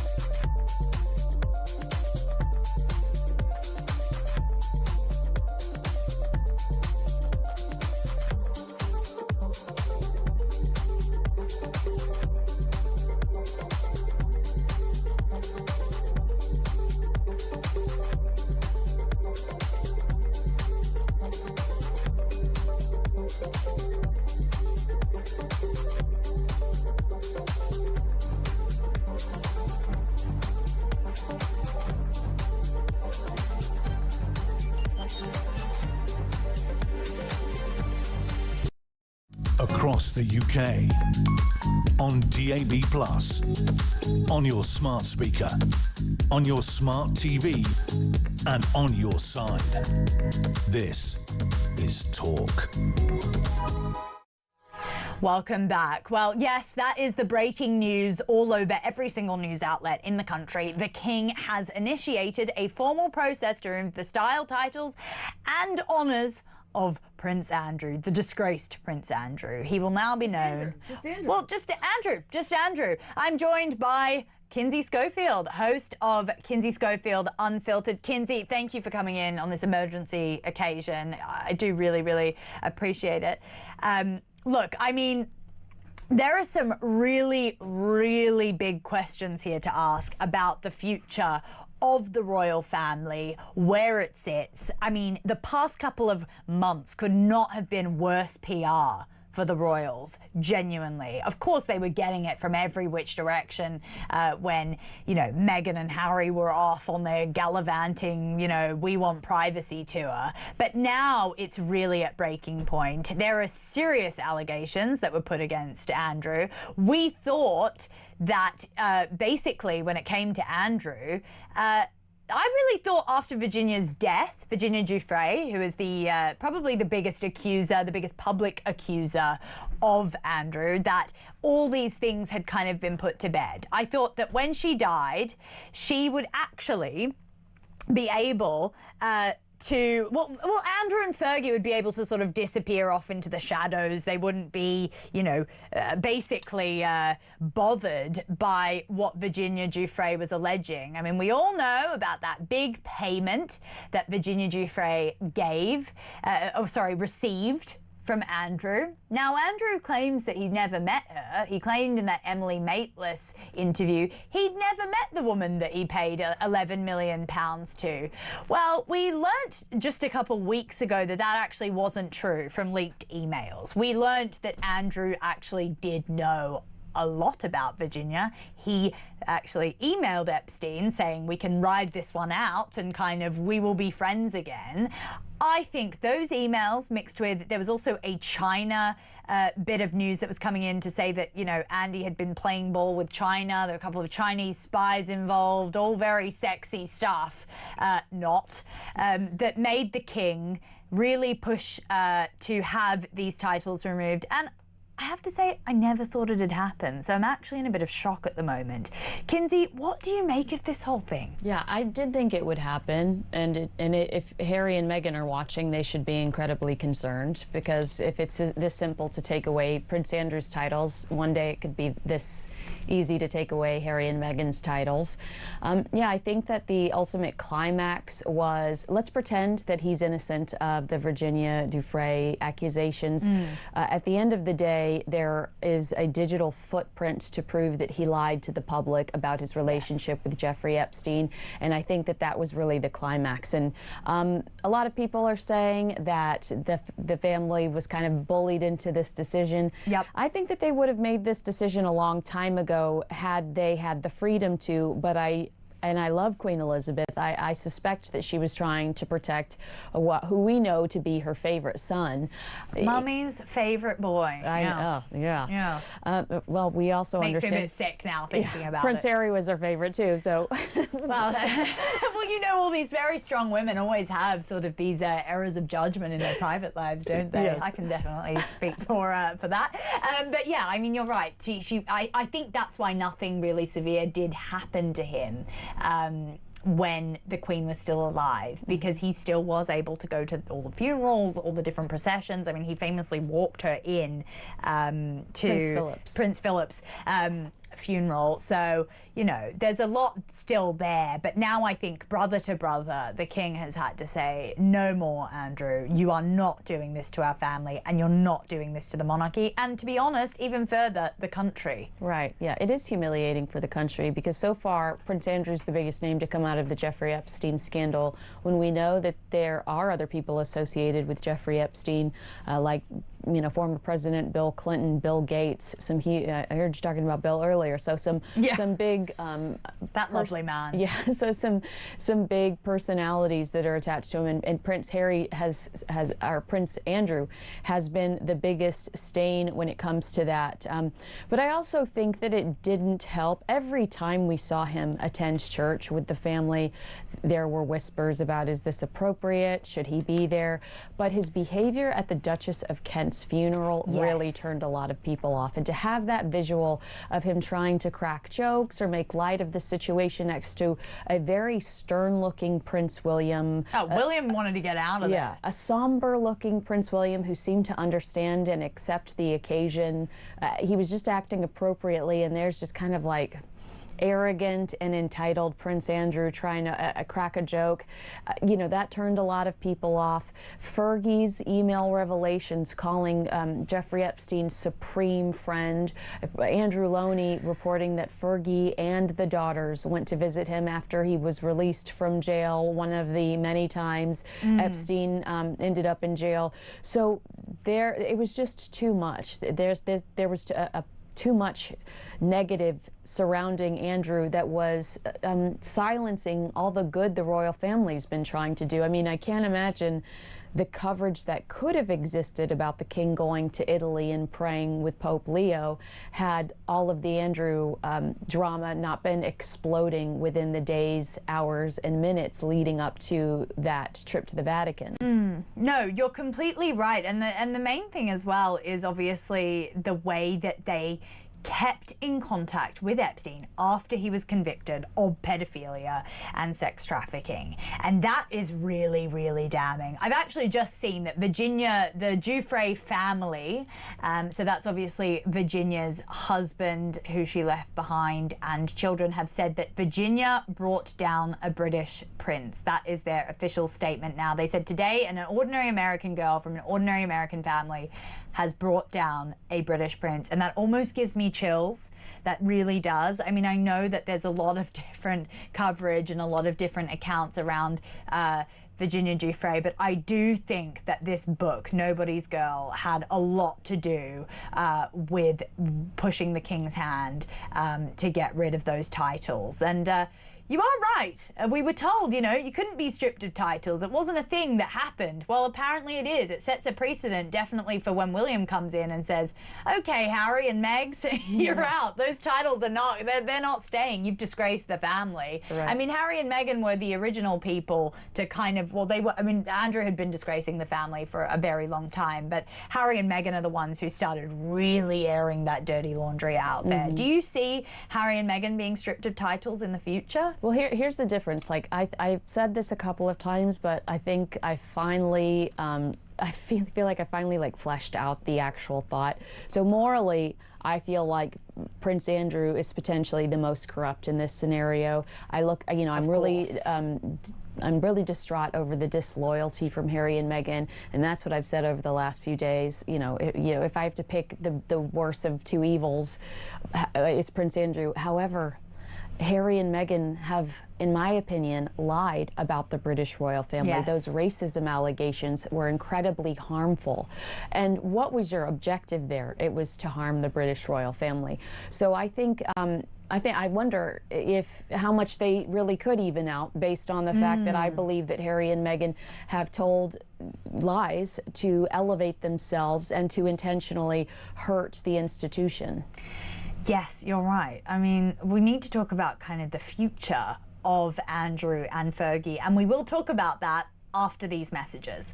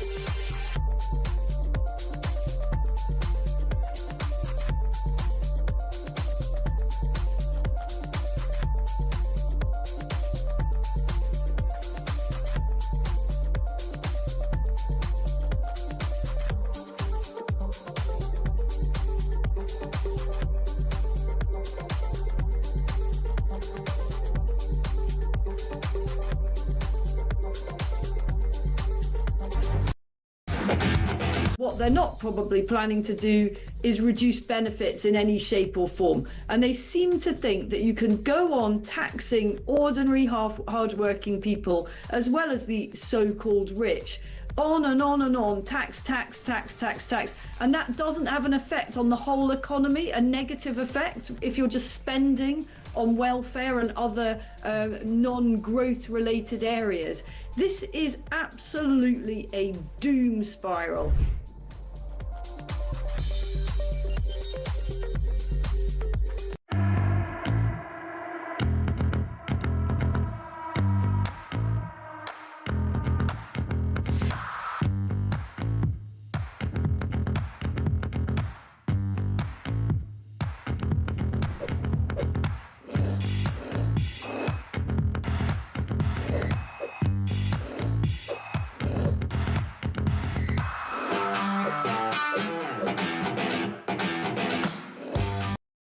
Across the UK, on DAB+, on your smart speaker, on your smart TV, and on your side.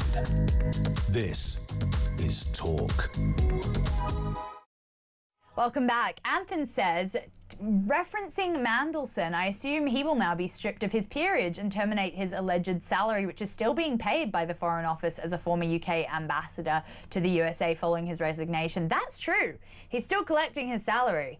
Last time I checked, which was about a week ago, so that's pretty disgraceful. And he was staying in that amazing gaff that he gets when he is the sort of ambassador. He was staying there for a very long time because he was claiming his dog was sick, which is interesting. I mean, I do have sympathies for that, but I do think maybe it was a little bit of a let's just say overinflamed sickness of the dog to stay there for a very long time.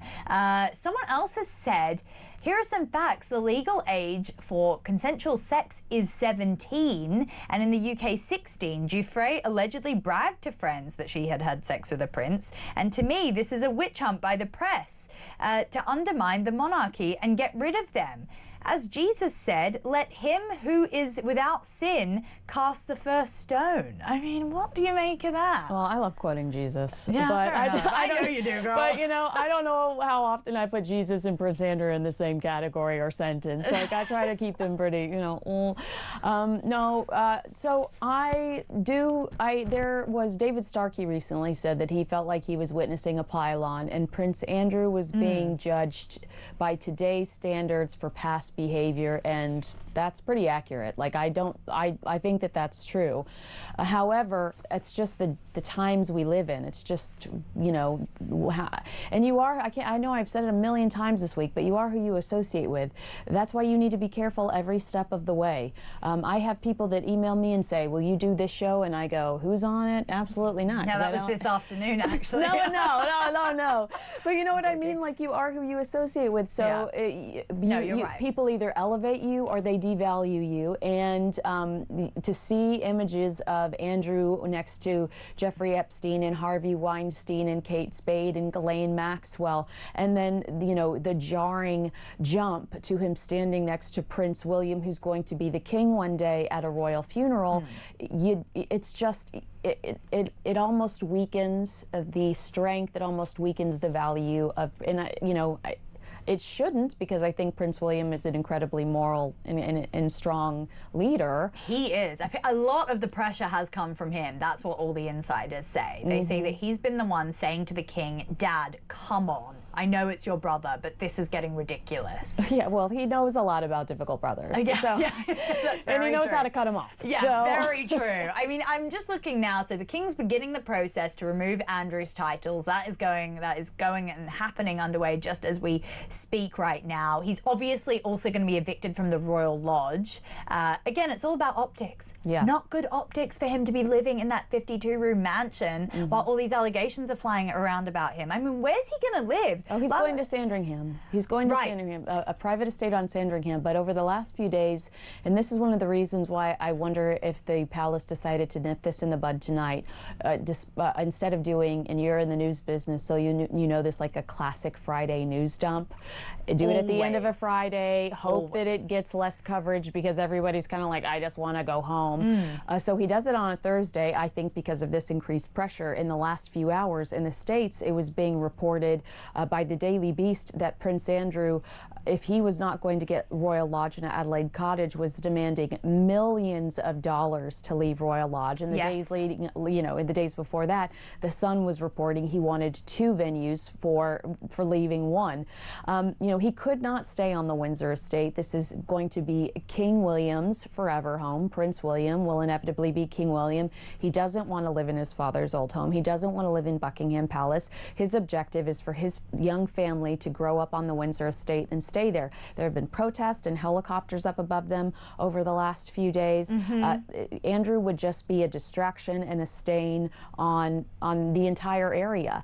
So he had to go. He couldn't stay on the Windsor estate. But I do think it's interesting that the king is saying, look, we're shipping him off to Sandringham. You're not going to see him. You're not going to have to worry about him anymore. I'm surprised he didn't take those offers from Abu Dhabi to go to the Middle East and actually be treated like a king over there, because they were offering him a palace. They were saying, hey, if you want this, we've got the fridge stocked, we're ready to take you. You just said, you know why, though, because optics. Yeah. Optics. No, exactly. It's not a good look for him to be playing golf all day on the literal golf. But then again, I wouldn't put it past Andrew. And also, we didn't get into it, but I mean, a book deal, is that a reality TV show? What could come out of this? We know that Fergie is absolutely shameless. Kinsey Schofield, thank you so much for joining me in the studio. What a special, it's special to have you in here, but not a special day, quite frankly. He's been a stain on the royal family's history, and I'm very happy that he's gone. After the break, we're going to be talking about a trans row. You want to know about this, trust me.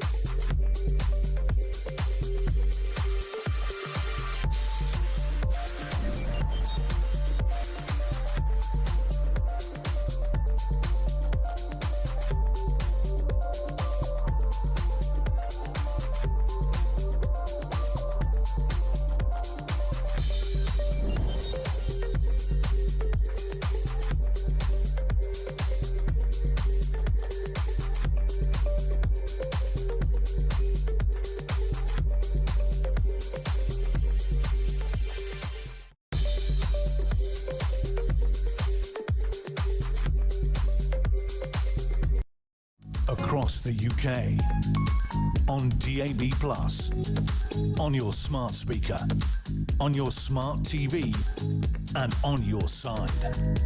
This is Talk.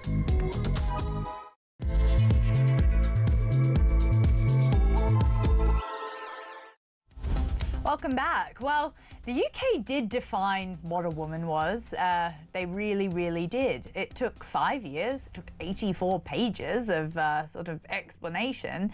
But we did come to a definition that a biological woman is a female woman that doesn't have a penis, essentially. It looks like that's very controversial stuff still. And that's the problem. All these trans rows are still going on within this country. The NHS, I had a Darlington nurse on the other week who is still battling to have a changing room that doesn't include a male in it. You know, we've also got others, such as nurse Jennifer Melee, who is fighting to come back to work because she called a trans person a bloke, and he's then taking her to court. So we are still actually feeling the effects of when the wokerati took hold of this country and decided that basic definitions just weren't a thing.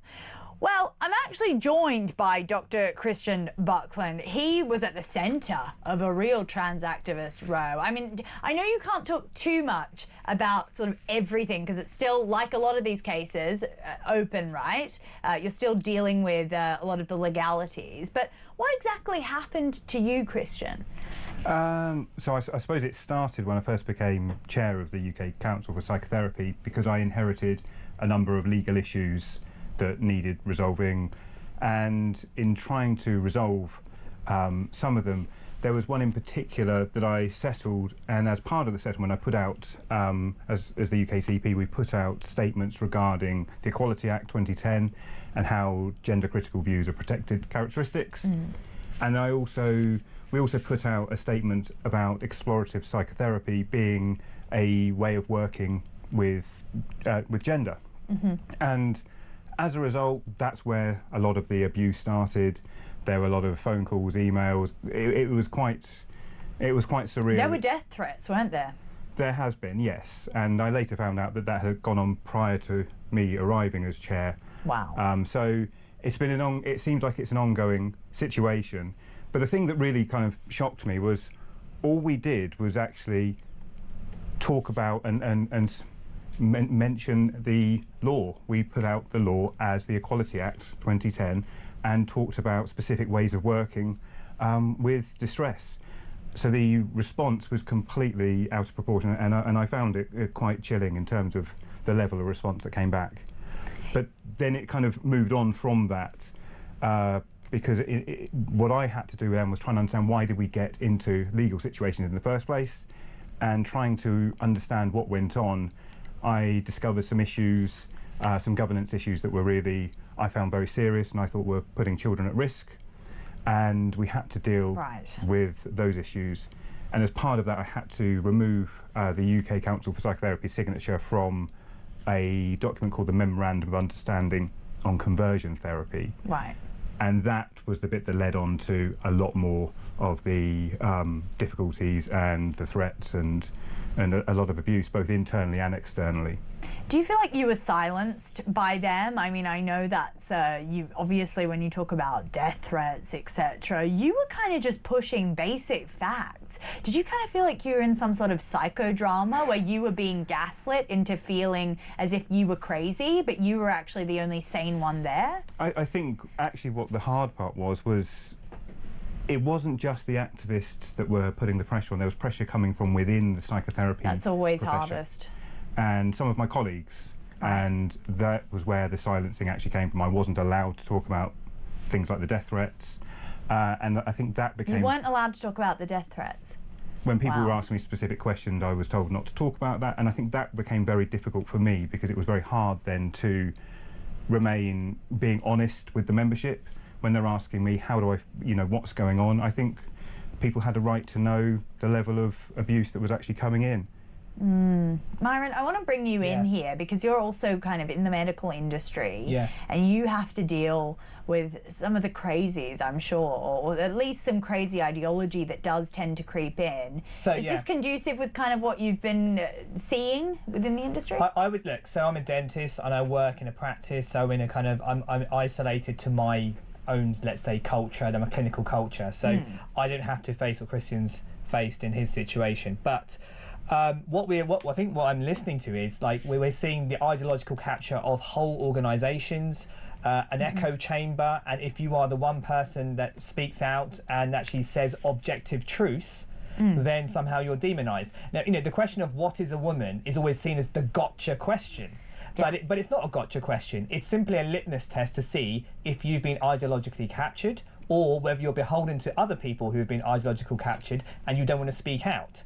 And I think that's really the crux of the situation. I think we've had a Supreme Court ruling, and I'm curious to ask you, like, what did you sort of read out in the Equalities Act that kind of like triggered the situation, would you say? That gender-critical beliefs were protected characteristics under the Equality Act 2010. Whoa, controversial! My God, I mean, it does.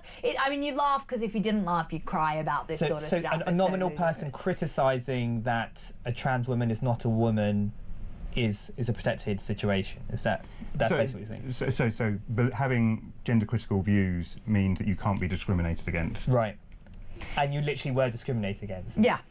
And I think it was also the fact that I was saying explorative psychotherapy is a recognised way of working with gender distress, which explorative psychotherapy is what we do as psychotherapists all day, every day. Right. We explore in psychotherapy. Yeah. And I think there is a conflation between and I sometimes wonder how this has happened, where there's a conflation between doing your job as a psychotherapist, exploring, asking important questions, and then someone being accused of conversion therapy. And that's where a lot of the problems are. Yes. And that's highlighted in the Cass review quite clearly.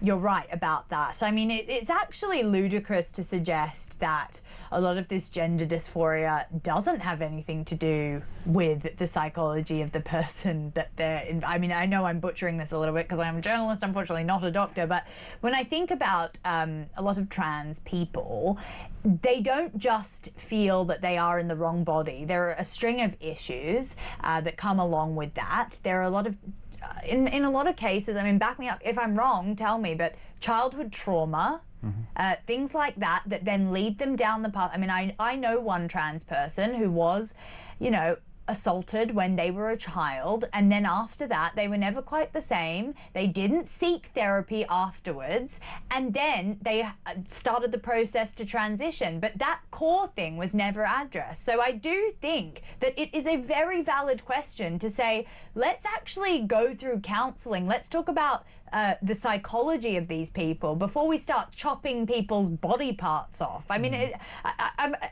what would you say to that? Were they basically trying to shut you down over that sort of speak? Well, I think what became quite evident is that lots of therapists were, and I think still are, refusing to work with this client group because they are frightened that they're going to be accused of conversion therapy. And then they could face disciplinaries, being struck off. So lots of people are choosing not to work with them, which in itself is a huge issue. But the fact that a lot of the time I believe that the emotional underlying distress is not being addressed, that is a major part of it. When you have affirmation-only therapy, are you actually going to be exploring and you asking the right questions in terms of what's gone on for you, other sort of just the deep emotional distress that lots and lots of children go through, that needs to be looked at and talked through, and children need time. You know, this reminds me of, you know, the fear of being called a racist, almost. And so, you know, you see it with the mass rape gang, National Inquiry, and even Jess Phillips, she champions women's rights, but then when it comes to the difficult question of ethnicity, everyone seems to sort of buckle up and get into a bunker and they don't want to broach that issue. And it seems to be what you're saying here in the profession. There is this fear of being called transphobic, whatever, turf, whatever it is, all of these words, and as a result, you don't the care and justice doesn't actually get administered, and that's the downside of it. Dr. Christopher, do you think that we're kind of putting this activist ideology ahead of children's safety at this point? Do you think that we have reached the point where we kind of we're so gaslit into believing what a lot of these wokeified institutions want us to believe, that we're then putting children in danger? Yes. Right, and that's stuff that you've fully seen within your profession. Yes, I think that one of my big fears is that training courses are becoming more about identity politics, critical race theory, gender ideology, over psychotherapeutic values, and I think that's a real worry for me. What do you think is the logical conclusion of this? Do you think that we'll ever go back to an era of common sense, or do you think that this virus is continuing to kind of infect all the medical profession or the medical industry in general? I truly believe that the Cass Review is the answer to most of this, and it's really important to understand that the NHS, where they're moving forward with the Cass Review. And what worries me is the organisation. It's been 18 months since the Cass Review come out, and there are recommendations in there for the psychotherapeutic bodies, and nothing's really happened. So one of the key things that came out of the Cass Review was, as I say, clinicians weren't working with this group. Some of them were frightened, and they were feeling there was a lack of guidance from the professional bodies. Right. But 18 months later, nothing has happened. Well, I mean, you used to be a chairman of this, you really were. So it shows that you were in the very top, and you still weren't safe from a lot of this scrutiny that is completely undue. I mean, if you had basically one message to say to professionals who are very scared to speak up right now, what would you say to them? I can actually understand why. It's a really kind of surreal and scary place when you're receiving threats, when there's phone calls that are trying to trick you into offering conversion therapy. It's actually quite a scary place, and you kind of want to retreat. There were phone calls that were offering... Where people were trying to sort of book appointments and get me to offer... It's kind of entrapment in some way. Oh my gosh. And so I sort of had to sort of not work for a while, not take on new patients. But the message I'd want to say is, regardless of all that, children's safety is the #1 priority, and it has to be. And it's... and I feel quite sad that that seems to have slipped below ideology and people being afraid of, as you say, being called names, transphobic. It's a silencing way, and what happens is good people leave the profession because they can't cope with the abuse or the bullying or whatever, and it leaves the door open for people with other beliefs to take those positions. Look, I mean, in Hollywood, when I think about Hollywood, which is a bit of a weird place to go right now, but I think about how many people have trans children in Hollywood. It's almost like a Gucci bag. It's like a trinket for them. And I do really think that it's a very, very new phenomenon when you see all these different trans kids come out so early. I mean, what would be the youngest that you've seen someone identifying as trans and then being maybe put on a sort of route to medication or something like that? Is there a very young sort of age that they're now trying to do this? Because I think there's a very dark and insidious I just want to say that I think that, the puberty blocker thing, that I think is one of the darkest things, because that's denying children of their natural development. And it's a very, very early stage to be doing that sort of thing. Is that happening in this country? I mean, we know about the Tavistock Clinic and what they were doing. It's basically Frankenstein's castle up there on the hill. Luckily, it's been shut down now, but, there are more things like this. Was it getting younger and younger? I think there was a push for it, and I think the important thing to understand is a lot of therapists believe they're doing the right thing. Yes, no, that's a great point. Yeah. We definitely do need to keep that in mind. But you took a stand against it. So I obviously don't talk about specific cases, but were you seeing more and more parents coming to you? Was it coming from the parents' side, or was it coming from the children's side? It's difficult to say, because actually, since resigning, I've actually had more parents contact me asking me for support and help and guidance and signposting. Interesting. And that's probably the thing that's really key here, is parents want to know where to go to actually get proper psychotherapy, where the therapist leaves their ideological beliefs outside of the consulting room, which is the traditional how psychotherapy is supposed to be. It's the golden rule of therapy. You don't contaminate the therapy with your ideological or personal beliefs. And my worry is that's not happening as much anymore. More and more we're seeing people bringing in their viewpoints into therapy. Yeah, but you were talking about starting very young, but let's just say social media, 15, 16 years old, and how much of a social contagion, in your clinical opinion, do you think this is? Great question. I think what happens is that, you know, growing up is really difficult. And there are lots of issues that sort of children have always historically had, and they often feel, why do I feel like this? Why am I not fitting in? And because gender ideology is being bombarded from every different direction, whether it's in the schools, it's in books, in television programmes, it's in social media, children naturally then think, well, maybe my distress is because I'm in the wrong body. Yeah. Right. And I think that's where it sort of starts. And because it's sort of celebrated in the media, people coming out, we're proud of you. There is it's quite alluring to go along with that. Attention seeking. Just think about Dylan Mulvaney, who I'm sure both of you and the audience is very familiar with. That's that guy who Bud Light. I mean, he started his TikTok page saying, day one of me being a girl, and then he like documented him taking all the medications and morphing into this sort of pseudo woman, in my opinion. I think that actually did prompt a lot of children to think maybe that could be me. And then we do see this ideology sweeping into schools, you know, medical practitioners coming into schools, or at least talk sort of speakers and saying, you know, to people in year 3, you know, you might be in the wrong body. I mean, when I think of myself when I was, 8 years old, if someone had said that to me, I would have genuinely considered it. I would have thought, oh, you know, I actually do prefer playing with the boys. Maybe I'm one too.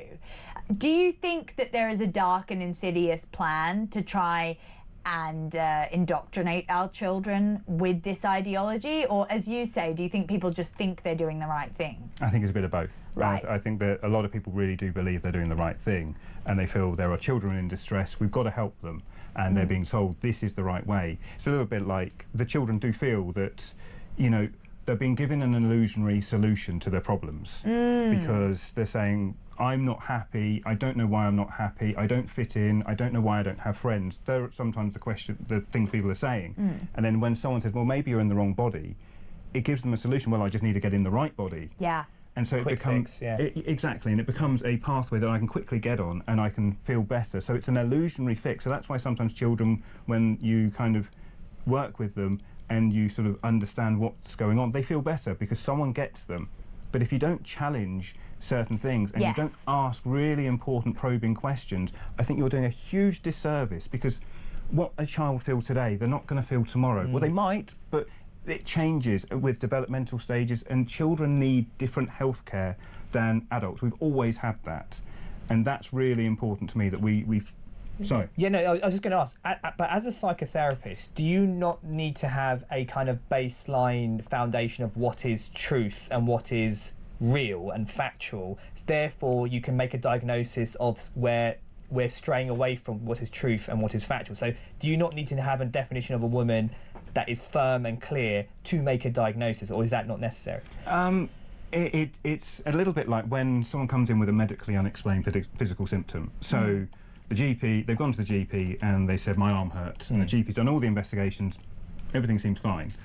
I don't say the pain isn't there. I will say, I get it, the pain's real, but let's try and understand what's going on for you. So you validate their feelings, but you don't affirm it in terms of, well, there's definitely something wrong with your arm, we've got to chop it off, or we've got to do operations. So in a medical terms, also atypical facial pain or something like that, we put it in that category where we can't really diagnose an anatomical reason as to why that pain has come about, but we acknowledge the pain is there. We acknowledge, and that's a great point.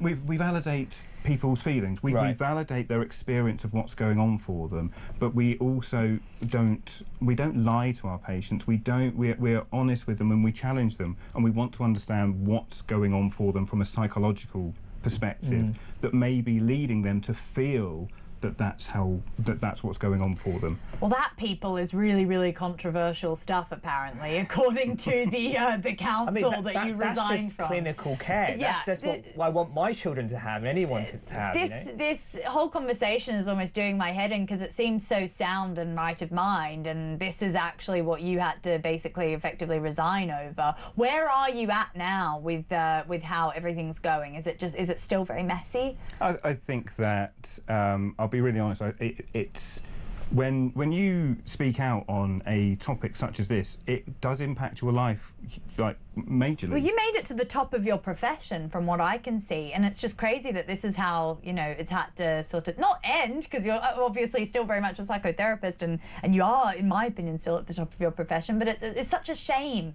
that that's why you had to walk away from such a position, you know. To me, if I hadn't have got involved, if I'd ignored what I saw, if I ignored the governance issue that I saw that got us into that legal place, all that, I would have been turning a blind eye to child safety. And you can't do that. And that's what I don't understand is, as I say, 18 months have passed since the CAS review. Yes. And therapists are still asking for guidance. But you're protecting the integrity of your profession as well, and I think you're kind of that lighthouse, I think, for other people as well, to keep on the straight and narrow for the whole of your whole profession. So I think it's really, really valued, definitely. Christopher, at least you can sleep at night. That's all I can say, because, you know, I don't think some of these professionals that are pushing these kids into really compromising positions can. So at least your integrity is intact in my mind. That's Dr. Christopher Buckland. He is a good man. He is one of the very few left in the profession that is actually into protecting children and not chopping their bits off. He wants to actually get to the root cause of why they feel that way. Wow, controversial stuff in 2025. My gosh, I can see my producer laughing at me from behind the screen, but it's actually quite serious. Look, next up we've got pothole protester, but we're also going to be talking about J.K. Rowling, because she has again called out an absolutely insane move by a publication to basically say, oh yeah, Women of the Year are now men. It's still going on, guys. That and much more after the break.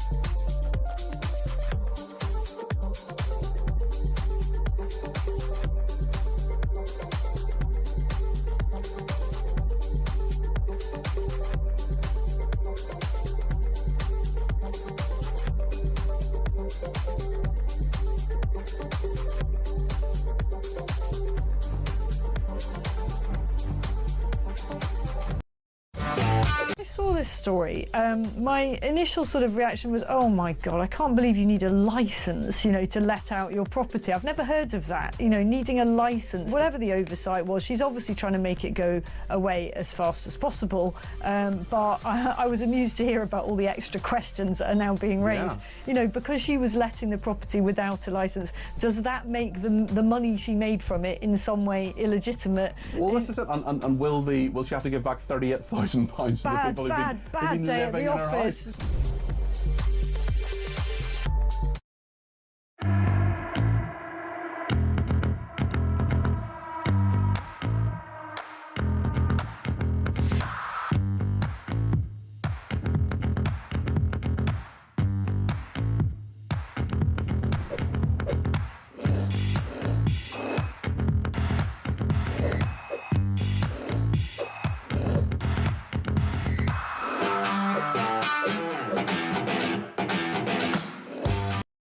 Across the UK, on DAB+, on your smart speaker, on your smart TV, and on your side. This is Talk. Welcome back. Earlier on in this show, we were talking about some councillors who are standing up for the potholes in Bangladesh because they're running to be MPs there, and that's what they care about. Well, you know what? This country has a lot of potholes, and it can really put a really bad tinge on your day when you're just trying to drive your car, even cross the road, and you step in one with your shoe gets all wet and disgusting, or you're sort of driving along in your car. I have had this before where I've been balancing my breakfast and I've driven over a pothole and it's just gone straight in my face. Genuinely. Yes, I have been balancing my breakfast, driving a car, hit a pothole, and whoosh, everything goes in my face. You know, someone who is absolutely done with potholes in this country is someone called Ben Thornbury. He's a pothole campaigner, and he's been doing very, very interesting things to these potholes. Ben, welcome to the show. Good evening. Thank you so much for joining us. I think you're a bit of a national hero. You've been putting beans in these potholes. You've been putting a bit of toast in there. You've been basically frying up a breakfast to essentially show people that something needs to be done. What gave you the idea to do this? I love it. Yeah, so it all started about 4 years ago, and this was way before I started thinking about driving, and potholes were a massive issue. So I live in Malmesbury, and it's a small neighbouring town, and residents were complaining all over social media that the high street was basically blighted with potholes, and nothing was getting done about it for about 8 months, and people were reporting it, you know, to the council, report it online. So I thought, how can I do something about this? So in the Gen Z way, I thought, why not play golf? So it started off with playing pothole golf, and that got residents in Malmesbury playing golf in the middle of the high street. Oh, there you go. And then what happened was about 3 weeks later, the council had resurfaced the high street, and it sort of took off and went on from there, and I sort of adopted the pothole issue. So I then went on to fishing, and as you say, down the middle of the road, a lot of the potholes get water in, so as people walk down, it was covering them with water. So I was like, how can I raise awareness again? So I went fishing at 7 a.m. in the morning. I love that. I got my friend involved, and it just raises awareness of them. Yeah, I mean, it's quite funny. I think back to just a couple of weeks ago when they were putting Union Jack and St George's Cross flags in those potholes because they wanted them covered up, and they knew that these days that's the only way to get the police and the council involved is to sort of put a flag in one, and then they'll start covering it up straight away. I mean, you seem like a real community organizer, Ben. Do you think that this stretches further than just potholes? Would you see yourself maybe getting into politics? Because you seem to have a mind for it. Yeah, that is definitely something that I'm trying to get into at the moment. I'm quite community orientated. I like to just make change and bring positive change. And, you know, I go about stuff in different ways now. The old days of tackling by sending letters, trying to get change, you need to go about it in a creative way now. Myron, have you ever had a pothole? Have you ever stepped in one? Many times, and my car's been ruined by them. But Ben, I think you're an absolute inspiration. We need thousands and thousands. We need a whole army of Bens in this country because Agreed. Look, you had Generic in that kind of social media poster, tackling the people who jump the fares. You had people washing graffiti off tubes as well. This is civic action, right? This is civic action. People taking control of the situation. Look, I've got a friend who he knows everything. He watches Talk all the time. Oh gosh. He watches your show. He watches Lordy. Alex's show. He watches all the shows, right? Right. He follows Talk avidly. He knows all the stats, all the figures. He knows all the guests. And he's constantly phoning out, going, Myron, this one. I said to him, but what are you actually doing? What are you actually doing in your community? Are you joining a political party? Are you starting a movement? Are you going on social media? Are you doing anything? He said, no. Then I said, you're worthless, mate. Whoa, you're a great friend, aren't you? He's a friend, I can say that to him. But if you're handing out a leaflet for a political party or doing something as amazing as what Ben is doing, right? It's another level. Look, and we've had illegal immigrants. And we had a very dark time yesterday and days in the last few weeks with all the murders, It's rapes. been a dark year, mate. It's been a dark year, as we said, and the Labour government is making it increasingly more darker, right? So what we need to do is civic action and take a leaf out of Ben's book. He's emblematic, he's an inspiration. We can start at the grassroots, pick a cause that you're passionate about, gather people around you, do something about it, get social media traction, and then get on talking and you can talk about it and we can talk about it, and that's how we build positivity. So it's so great to hear Ben speak about this. Ben, has the council been in contact with you, have they actually fixed? I mean, I know you said they had fixed a couple of these ones that you've been campaigning for, but have they been in contact with you specifically about what you've been doing with the community? They haven't, but obviously you get the odd response from them in the press releases that they go around fixing the different they love a potholes press that I release, raised don't they? Yeah, and it's always the typical, we're gonna fix them and all of this. But a lot of the local town councillors tell me that a lot of my work gets action taken, but you hear it through word of mouth. And I don't think they like me because I bring negative press to them. But at the end of the day, I want action taken. And, I'm fed up with people complaining on social media and I just want to do something about it. I agree, and the thing is, it's action. That's basically what divides you from you and the armchair experts that sit at home. They sit on Twitter. They maybe sit on listening to the radio. I mean, I'm also guilty of sometimes, from my couch saying, why can't anything be done? It takes people like you, and I think you've got a massive career in politics if you're organising the community like that already. Seriously. Ben Thornbury, wow, thank you so much for coming on the show. Clap for you, because seriously, amazing, Ben, amazing. You're doing something, and these potholes, they ruin my day, they ruin everyone else's day, so I think you're actually solving a lot of problems for your community out there, much more than you may even think. Ben, thank you so much for joining us. That's Ben Thornbury. He's a pothole campaigner. He's doing a lot of good for the country. We thank him for that. I couldn't say the same. I don't know if I could get up and start filling potholes. I think he's doing his bit. Yeah, we've got to find a gap in the market. So I would say all of us. I mean, the reason why, look, reason why I joined Reform, the reason why if someone asked me, do you want to stand in this for a candidate, is because I see this country about to fall off a cliff. I see it about to fall off irreversibly. I think these are urgent times, and I think it's very tempting when you're on social media a lot, when you hear the news stories, to just dive into a spiral of depression. And I think we have to galvanise ourselves in a positive stance by taking action. Action. So we can't sit with negativity. We have to transmute that into some actual outcomes. Pick a target. Pick something that we can do. Join a group. If you've got time on your hands, hand out leaflets. If you can speak on the media, like we have the luxury and the privilege of doing, let's do that. We have to bring out awareness. Action, because the way this Labour government is going, they're just going to trash this country, and it's going to require civic grassroots action to regain this back.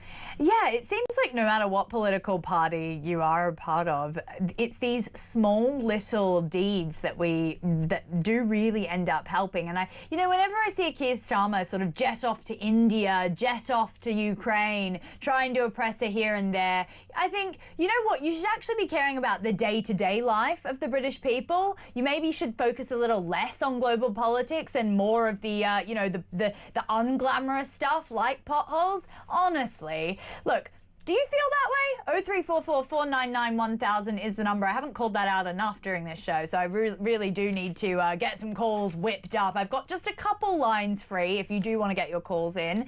0344 499 1000 is the number, or shoot me a text on 87222. We will also be talking about J.K. Rowling after the break. She is actually, again, doing her bit by ripping into people. Love that woman. That and more after these messages.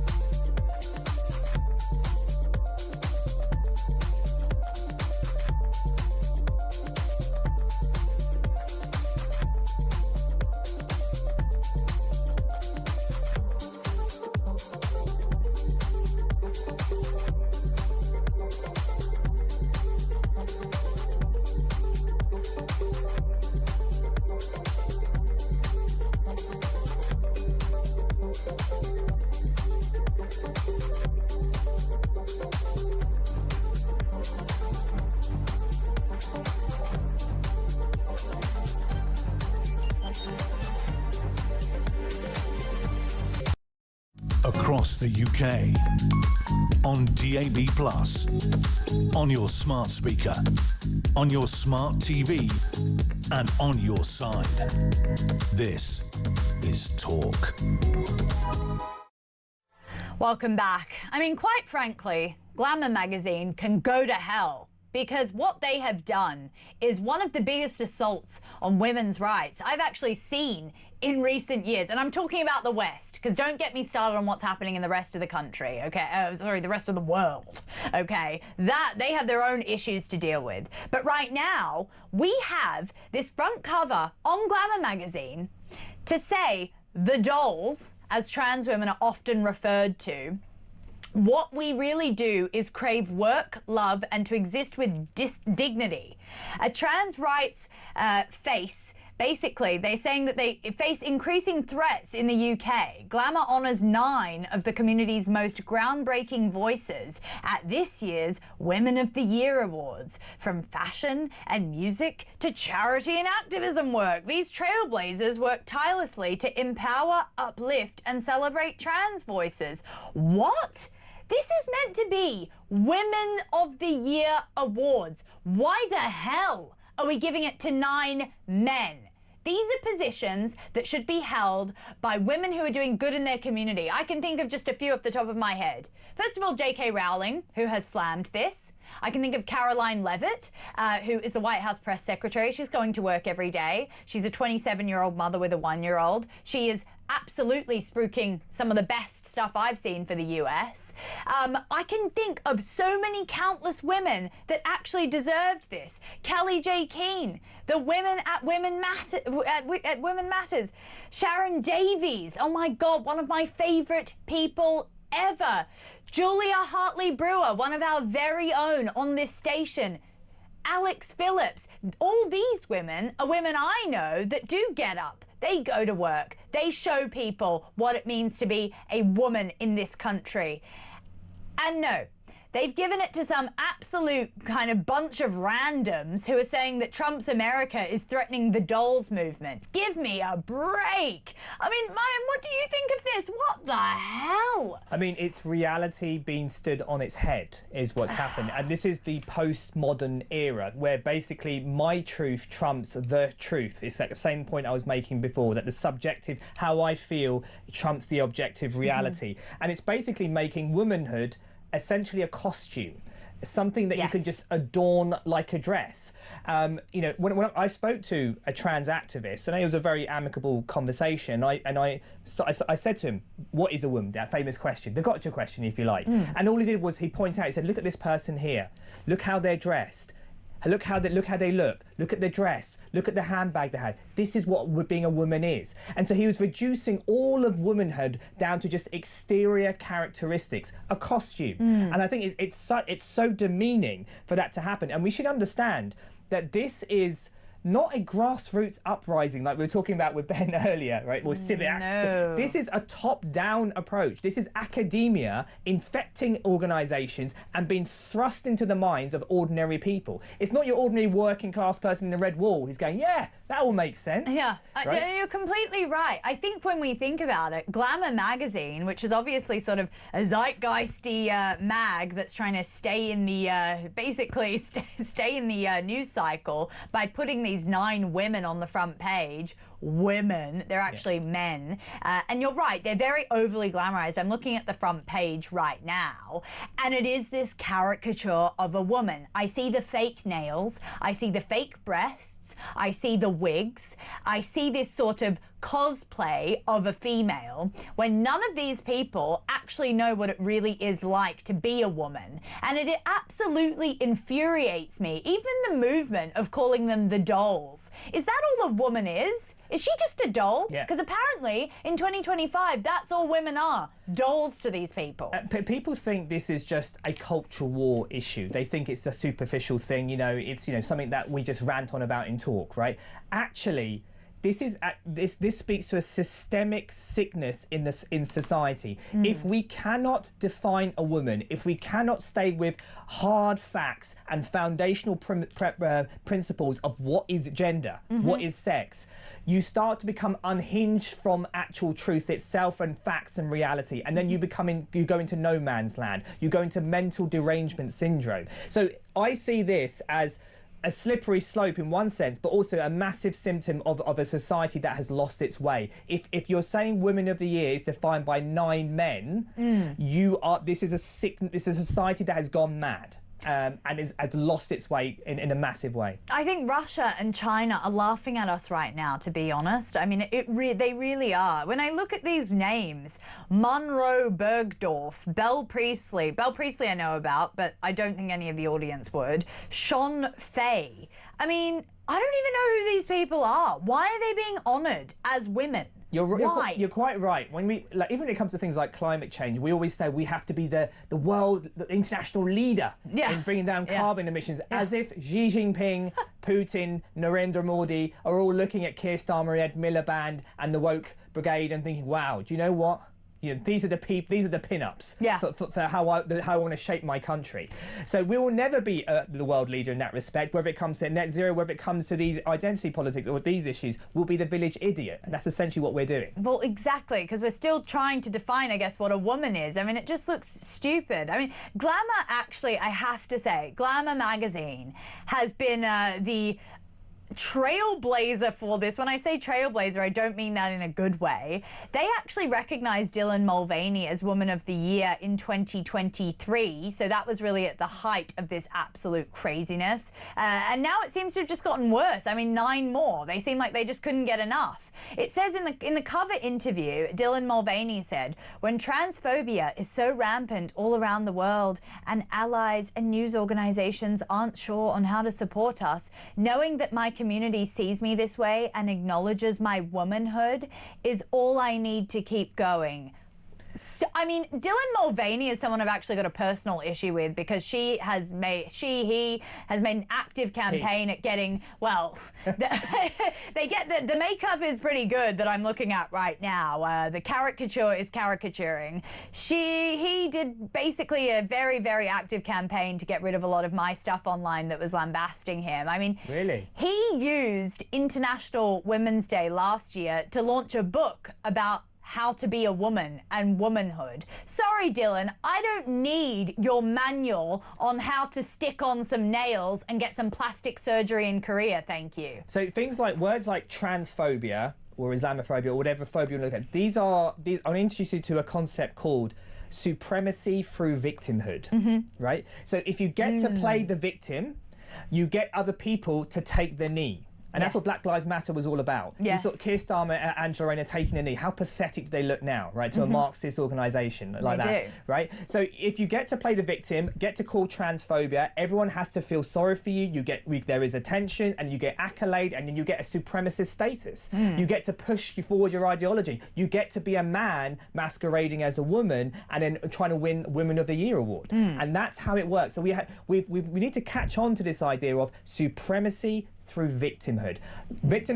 What happened to the British stiff upper lip?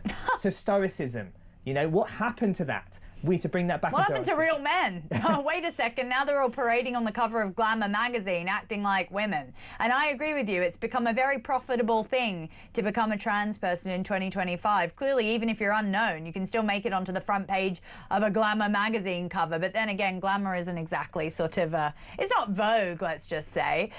So honestly, it pains me to think that with the era of Trump, you had Piers Morgan's book. What was it called again? Woke is Dead. Woke is Dead.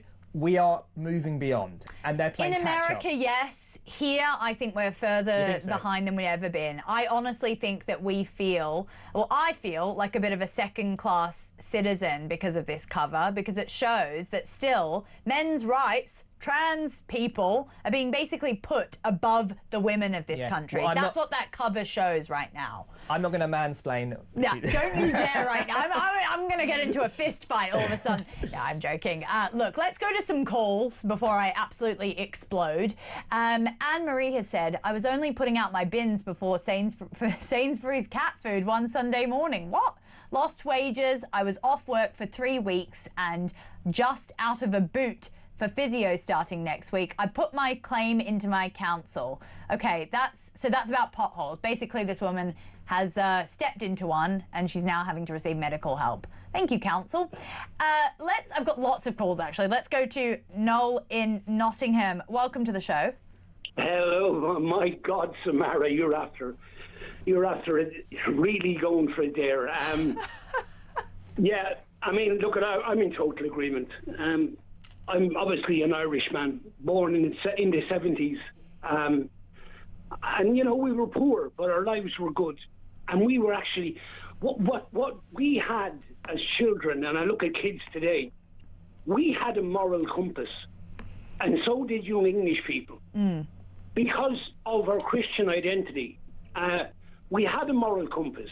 Yeah. I mean, if you thought about trans people in the 70s, people would just look at them and think, get a grip, grow up. There's nothing wrong with you. You're just acting the fool. You know what I mean? You're just looking for attention.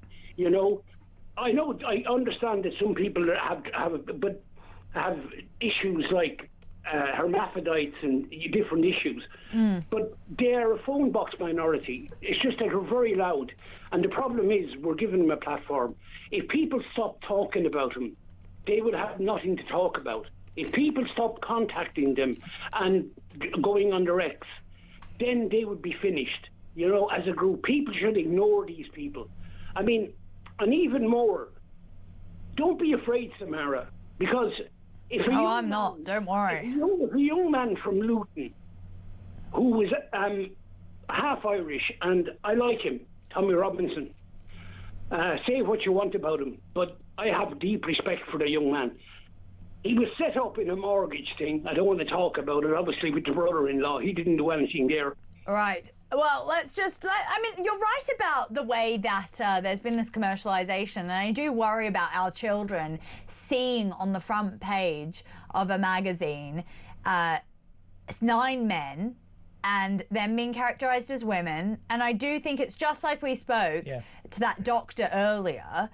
It is a sort of woke mind virus that will then infiltrate their minds because it's in the mainstream. But the fundamental point, I think, sorry, I didn't catch his name. Noel made about the Christian faith. I think this is massive. Yes. Nietzsche declared on the dawn of secularism and post-Enlightenment period, God is dead, God is dead. And it was a lamentation of the sense of where we are going as a society. Principles are downstream from culture. Culture is downstream from religion, from theology. Because we've lost that religious foundation, we are going into all these pseudo-religions. And that's what this whole trans situation is about. We can't define the very nature of reality because we've lost our theological foundation. Even the assisted dying bill, even the abortion bill, all of these things, we are fundamentally changing the sanctity of life, the fundamentals of what is a woman, what is a man. These are such basic primal principles. So we've lost them because we've lost our Christian foundation. I couldn't agree with you more. Noel, thank you for your call. Let's go over to Mark in Lincolnshire. Mark, welcome to the show. Hi there, Samara. Hello, how are you? Yeah, not so bad, thanks. I actually wanted to talk about Andrew briefly. Oh, go on. A slightly different take on it, really, that's all. I mean, it's quite interesting you're talking about the Christian side of things there. Well, I'm very much a Christian, quite a devout Christian. Right. I take the commandments relatively seriously. One of those commandments is thou shalt not judge. I'm not going to judge Andrew because I don't know for certain, and neither do you, Samara, that he's guilty of anything. He's paid somebody off that's accused him of a crime, but you don't know he's actually committed that crime. Right. That's never been tested in a court of law.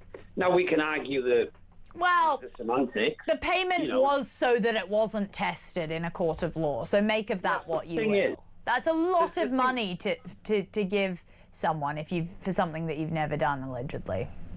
I totally agree with you, but this is not the first person in history that's paid somebody off because they didn't want, it would be bad on a reputational standpoint to be appearing in court. I mean, do you seriously think that the brother of the next, monarch of the country is going to be going into an open court to prove his innocence? Because that's just never going to happen. It's never happened in history, and it never will happen. Because it just doesn't, does it? I mean, it's like accusing the Prime Minister of something. He's not going to go appear in the local Crown Court over something, is he? It's highly unlikely. This is just Why wouldn't he? Reality. I just think that... No one is above the law in this country, Mark. No, I fully agree with you. Well, no one should be above the law. It should be the case. But what I'm saying is it's not the case, is it? That's the reality that we live in. I'm not saying that's right. Or, at the end of the day, as I said at the beginning there, Samara, I don't know whether he's done anything or he hasn't done anything. All I'm saying is I don't think we should all be quite so quick to judge that he has. Because this is, at the end of the day, it's all based on the testimony of somebody who's obviously taken on life, sadly. And, I agree with you that, yes, she is obviously passed now, so there's a lot that can be said. I've been trying to get a ghostwriter on the show, actually, to discuss a bit of that. But I see where you're coming from, but I don't agree with you, Mark. I think a lot of accounts say that Randy Andy was a horrible person and still is. Like I say, it's fair enough. I don't know either way. That's all I'm saying, Samara. I think, yes, there's a lot of, speculation about the guy and, he's connected to it. Mark, I've got to cut you off there. I'm so sorry. But all those calls that didn't get through, thank you for calling in. 03444991000 is the number. Call up at 10 p.m. because they will be taking calls from 11 p.m. They will be taking calls from then. Thank you so much.